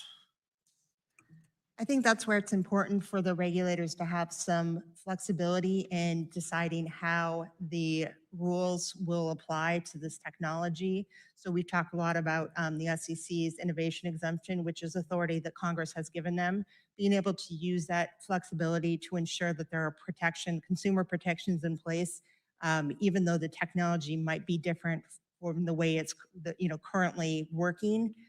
We want to make sure that those investor protections are still there and that we are not bringing in new risk because of a different system. Yeah, thank you very much. I'm going to shift now in the interest of time here. I wanted to shift to the regulatory framework, and I'm going to go to Mr. Zecca on this one. Regulation National Market Systems, or Reg NMS, contains requirements for trading centers designed to prevent the execution of trades at prices that are inferior to what is displayed on other platforms. So to what extent would Reg NMS currently apply to tokenized versions of publicly traded equities? So if it's in the regulated environment, it would apply just like anything else. I think that's separate and apart from, as you know, the SEC is considering whether to make changes there. Right. And that's a separate analysis. We would argue if they do decide that changes make sense, and frankly, we've supported some change, that be done globally and for everybody, not just in some sort of an exemption. So how much do you think Congress should be concerned about liquidity fragmentation, inhibiting price discovery with digital assets trading across both security exchanges and decentralized trading protocols? And should that be regulated in some form? I think it's an important question. We are very concerned about fragmentation of liquidity because for capital formation, for price discovery, it's all critical. So I do think it's something that we have to consider. And that's why we're saying if there are somehow exemptions, which we don't necessarily favor, that they be time limited and size limited because you want to ensure that you are not breaking up. Thank you. I can move to Mr. Bentsen. There's been data showing the custodians have been much faster to adopt tokenization than asset and wealth managers. Why do you think that is? I think the industry as a whole, custodians probably at the front end, but the industry as a whole, I think has been looking at tokenization because it's constantly looking to take cost out wherever it can and improve efficiencies. But I would say as part of that, the one thing that, and we've talked about this morning, is there's still human oversight because technology can go wrong from time to time. And so you have to do constant risk management, auditing, et cetera. All right, thank you. I'm going to switch now to what tokenization means for retail investors. I'm going to go back to Mrs. Mersinger here. If tokenization really takes off, what does that mean for someone in Montana with a retirement account? And do they notice anything different? And do they benefit directly, or is this primarily an efficiency story for institutions? What I think will happen for most retail investors in Montana is the experience will look a lot like it does today. They're going to have the same benefits. They're going to have the same protections, but they'll have the benefits of faster settlement, lower costs, smoother transactions. I think where it's visible in the change is the flexibility and the access, because you have a expanded kind of range of assets available through tokenization. And it's also going to improve the actual investing experience by reducing some of the delays that we've talked about previously about, taking it longer for the asset to show up in your account. This will be near instantaneous settlement, so your assets will be under your control almost immediately. So there's a lot of the benefits that your constituents from Montana will see. Well, thank you all for participating, and Mr. Chair, on that I yield. Gentleman yields. The gentlewoman from Michigan, Ms. Tlaib, is now recognized for 5 minutes. Thank you, Mr. Chairman. Can I start with just asking for unanimous consent to address, to include in the journal, the real estate scheme gobbling up Detroit one digital token at a time. by Aaron Modbury. He's been tracking it in our city. Without objection. Thank you. So the Real Token LLC, also known as Real IT, is a cryptocurrency real estate company with a portfolio of more than 600 homes and apartment buildings in and around Detroit. Via a web of LLCs, Real T sells what it claims to be fractional ownership of its properties in a form of tokens to overseas and accredited investors. Real T launched in 2019 and raised more than $93 million for its Detroit properties. But today, its real estate empire is in ruins. I want you all to look at the shocking condition endured by Real T's tenants. This is important for people to understand. Real T is subject to the largest nuisance abatement lawsuit in the history of the city of Detroit. Real T faces hundreds of blight violations and thousands of code violations. It owes the city more than $5 million in unpaid water bills and property taxes. The city's complaint cites buildings that are fire, flood damage, lack doors, windows, have no heat, or are structurally unsound. I mean, you just have to look at this. One of the things that people don't understand is, according to the complaint, 408, it's not a little bit, but 408 properties lack paperwork certifying them as safe for habitation. Tenants have reported this has been going on for years without heat. They are not functioning only in the city of Detroit, Mr. Chair. They're functioning in 40 cities around our country. One home, for example, is owned by 331 people who have enjoyed a 9.3% annual return on their investment, but tenants report that the heating is broken, the water only works sometimes, and one tenant who lives with her grandchildren has stated that she can't sleep at night for a fear of intruder might enter through one of the buildings because of broken windows. By issuing tokenized interest, Real T has avoided disclosure requirements. And Mr. Chair, we need to do something about that. Mr. Banaei, do you think it's possible to have disclosure requirements or stronger investor protections that could help prevent conditions like this? I think what you're pointing out here is actually a great case study in the need to make sure that the market structure bill keeps in place state regulator anti-fraud authority, because these types So of— no disclosures, you want to do anti-fraud? No, for sure. I mean, this looks like, particularly if this is distributed publicly, Well, I just want you to know, so Real T's own white paper stated that its operating agreements would be intentionally structured to minimize responsibility of token holders over the upkeep and maintenance of the property. Like, Mr. Chair, they're actually saying it. They know this is happening. They don't care. They just want Yeah, the this money. is outrageous, and I would like to see these types of broadly available products come under the same type of securities laws that apply to publicly traded equities. I mean, the risk of that tokenization or related complex financial arrangements can be manipulated, right?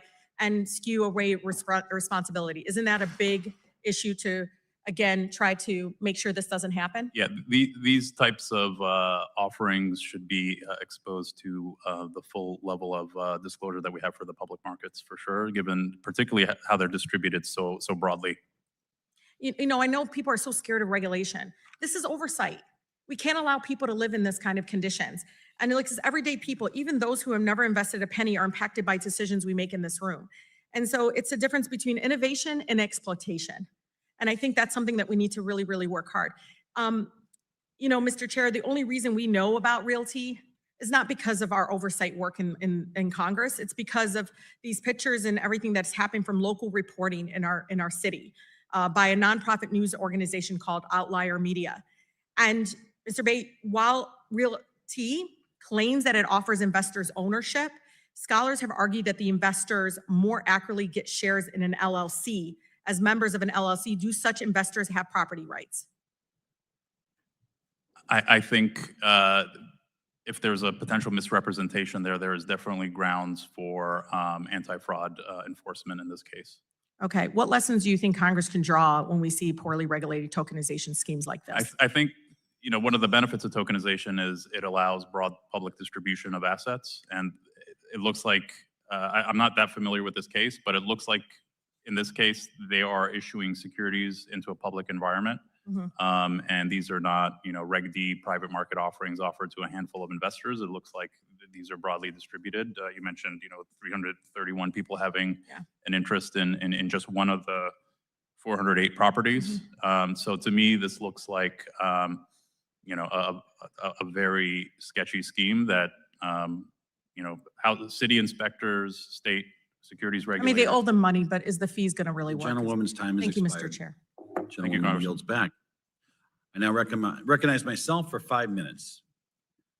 First of all, I appreciate the opportunity to learn more about something that has become an exceedingly important topic for both our capital markets and financial innovation.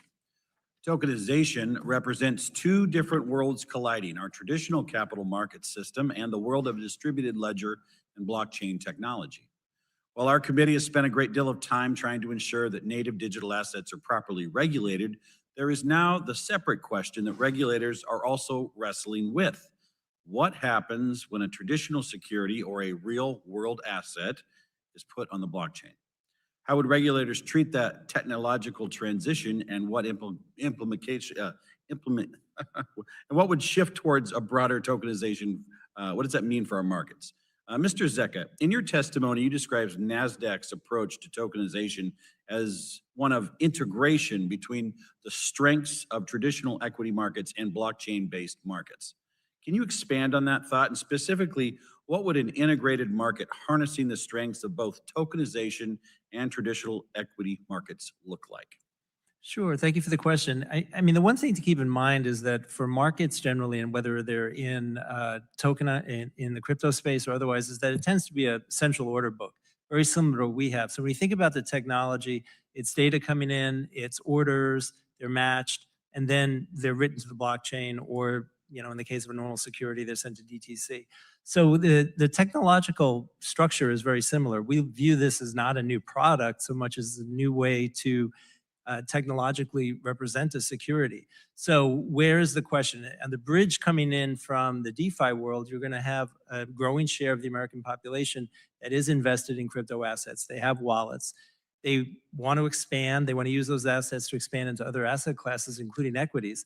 We want to give them a path to do that in the world that they probably know best, through brokers, with trading occurring on regulated exchanges. So that's what we say when we say integrating the bridge between the two. Mr. Benson, the regulated settlement network was a basically proof of concept exercise in 2024 designed to explore the effects of tokenization on efficiency. What kind of conclusions did you draw from that exercise? And do you anticipate other similar exercises to take place in the future? Yes, thank you, Congressman. So that was an exercise that actually was looking at other asset classes besides equity, so treasuries and other fixed income assets. And I think it underscores that the industry has been looking at this technology for many, many years to see where it can be adopted. And I think you'll see more of that. I think things like the regulated settlement network, work that's been done, that the exchanges have done, DTCC's done, central banks have done in Europe, of looking where they can adopt this technology, this is happening now. And so it's not a question of if we will have tokenized securities, that we have tokenized securities today because of the pre-work that's been done. And I would argue that it's happening under the regulatory framework that we have in place today. Now, we may find over time that there are friction points, but to date, we have found that we can adopt this technology. And I think it's taken a while. It's not a big market at this point, but I think we will see it grow because, as Mr. Zecca said, this is not necessarily a new product. It's just an upgraded technology. Thank you. Mr. Banaei, you talked a little bit about the possible tokenization of low-income housing tax credits. Could you expand on that? Yeah, so what we see in the LITKI program, among other federally backed programs that are seeking to enhance the availability of capital to develop communities, is a weak secondary market. Institutes such as the Sorensen Institute have identified the potential of securitization of these types of products as a way of unlocking secondary market liquidity, which would in turn incentivize more participation in the primary markets as well. And so we've recommended that the SEC convene a roundtable around the securitization of these types of community development project assets. In conjunction with, I know as a part of their rulemaking agenda, they are considering new shelf registration requirements. These would also further enhance the ability to securitize these types of projects. And so that could be done, that roundtable could be done to help inform that future rulemaking. Thank you very much. With that, I yield back. The gentleman from Iowa, Mr. Nunn, is now recognized for 5 minutes. Well, thank you very much, Mr. Chair, and thank you for the team for being here. I know this has been a long committee hearing, so we'll try and be quick. I want to be clear, since 1996, the number of companies that were publicly traded dropped from 8,000 to about half that, 4,000. IPOs dried up, and that hit home in my home state of Iowa, where fewer ways were provided for businesses to raise capital, grow, and hire. Now, tokenization won't fix everything, but it does lower the cost and opens more doors for investors. This technology, we all know, is going to come either way. The only question is whether we build it here in the United States or whether lack of ability in DC drives it overseas. So, Mr. Messinger, I'd like to begin with you. We'll do some rapid fire questions here. Tokenization lowers transaction costs. It speeds settlement from days to seconds, and it opens capital formation for a broader pool of investors. For a small business in Iowa that can't crack into the public market today, would you agree that those are real and concrete benefits? I think there are a lot of factors, but I think tokenization can help, but I don't think it's the only factor. I would agree. But you also agree that the biggest barriers for a company in Iowa might be that they aren't technological and aren't investor appetite. They're regulatory uncertainties that lack clear SEC guidance. For small investors, I mean, there may be issues where they want to look at like Reg A or Reg D and determine whether or not those need to be upgraded. But honestly, I would separate those from tokens from the technology, and that's more of an investor. What the rules are around disclosure, what the rules are for the issuer, which do add costs. Whether tokenization can improve that or not, we don't know. But it could. It could. I certainly hear from my small business investors that they would like to have that option. Sure. I also offer that we should agree that if the Senate doesn't move the INVEST Act forward this year, capital formation might be incentivized to move overseas. Do you agree with me on that? I think if Congress could move the INVEST Act, that would be a real win for the American people. I would agree. I look to you, my colleagues in the Senate, to help us with that. Back in Iowa, when I took my first driver's test, and back then it was a 1982 Volvo, it didn't matter what kind of car I drove. It mattered that I knew the rules of the road. And so when we talk about knowledge-based pathways to accredited investors, that status applies with the same logic, in my opinion. It opens investing to millions of Iowans who have plenty of smarts, but don't happen to have millions of dollars. Should American companies have the freedom to choose tokenized infrastructure for their securities if they meet those same rules of the road? Would you agree? I think Congress should definitely look at, and I know you've been working on this, definitely look at the rules around accredited investors, whether it's tokenized or not. I think the rules are outdated where they are today. Mr. Zeka, I'd like to turn to you here. We know that the SEC has approved Nasdaq proposals to list and trade tokenized securities.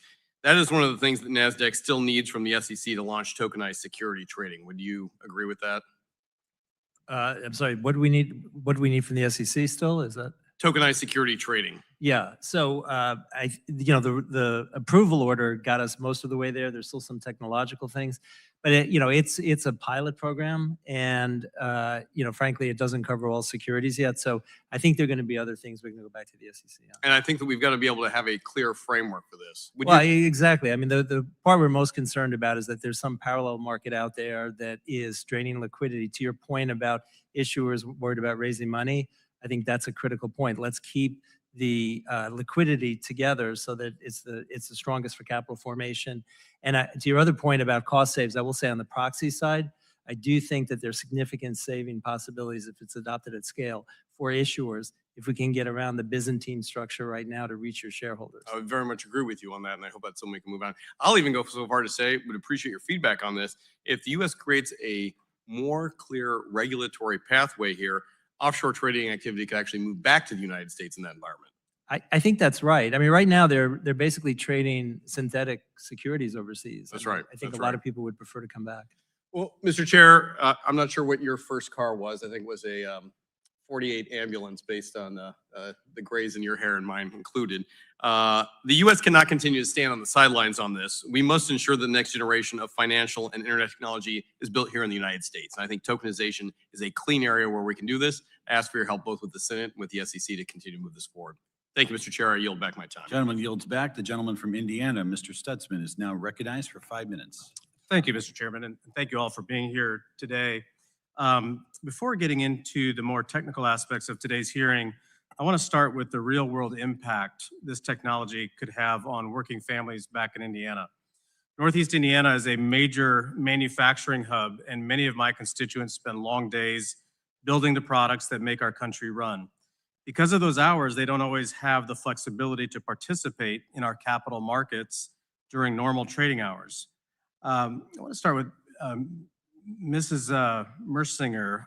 Could you briefly explain how tokenized securities could expand opportunities for Americans to participate in our markets, and what kinds of other benefits might they see?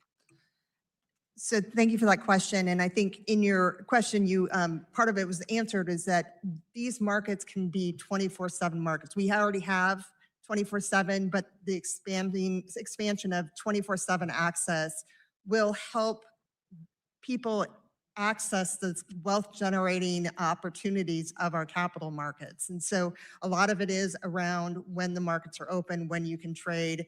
And if your only trading time is after markets close, that's a barrier to entry that tokenization can remove. As we've heard throughout this hearing, tokenization can enhance efficiency in areas like collateral management, settlement, trading speed, and transparency, but it can be hard to conceptualize what this actually means. Mr. Sabella, as the DTCC has begun incorporating tokenization into its work, what examples can you share that help illustrate how this technology is improving your operations? Thank you for the question, Congressman. So I think we're still in early days.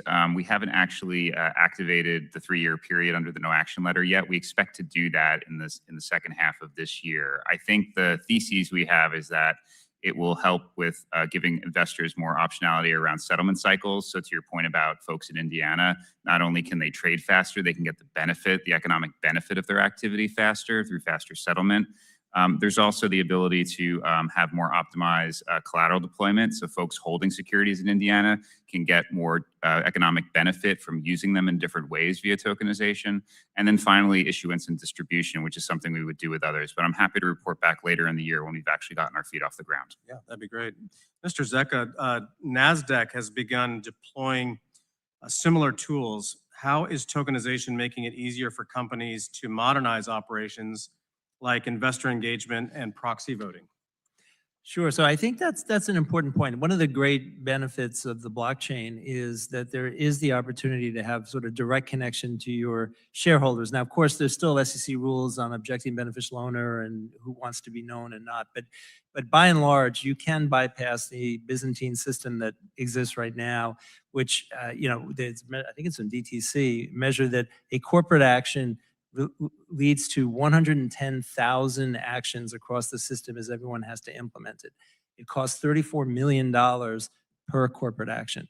So if this is adopted at scale and you can bypass some of that or streamline some of this, imagine the cost savings for companies that they can deploy to jobs in Indiana. Yeah, no, that's.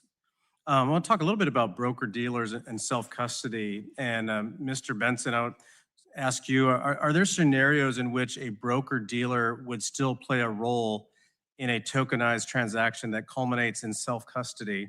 And then if so, how should regulators be thinking about those transactions and the role of broker dealers more generally?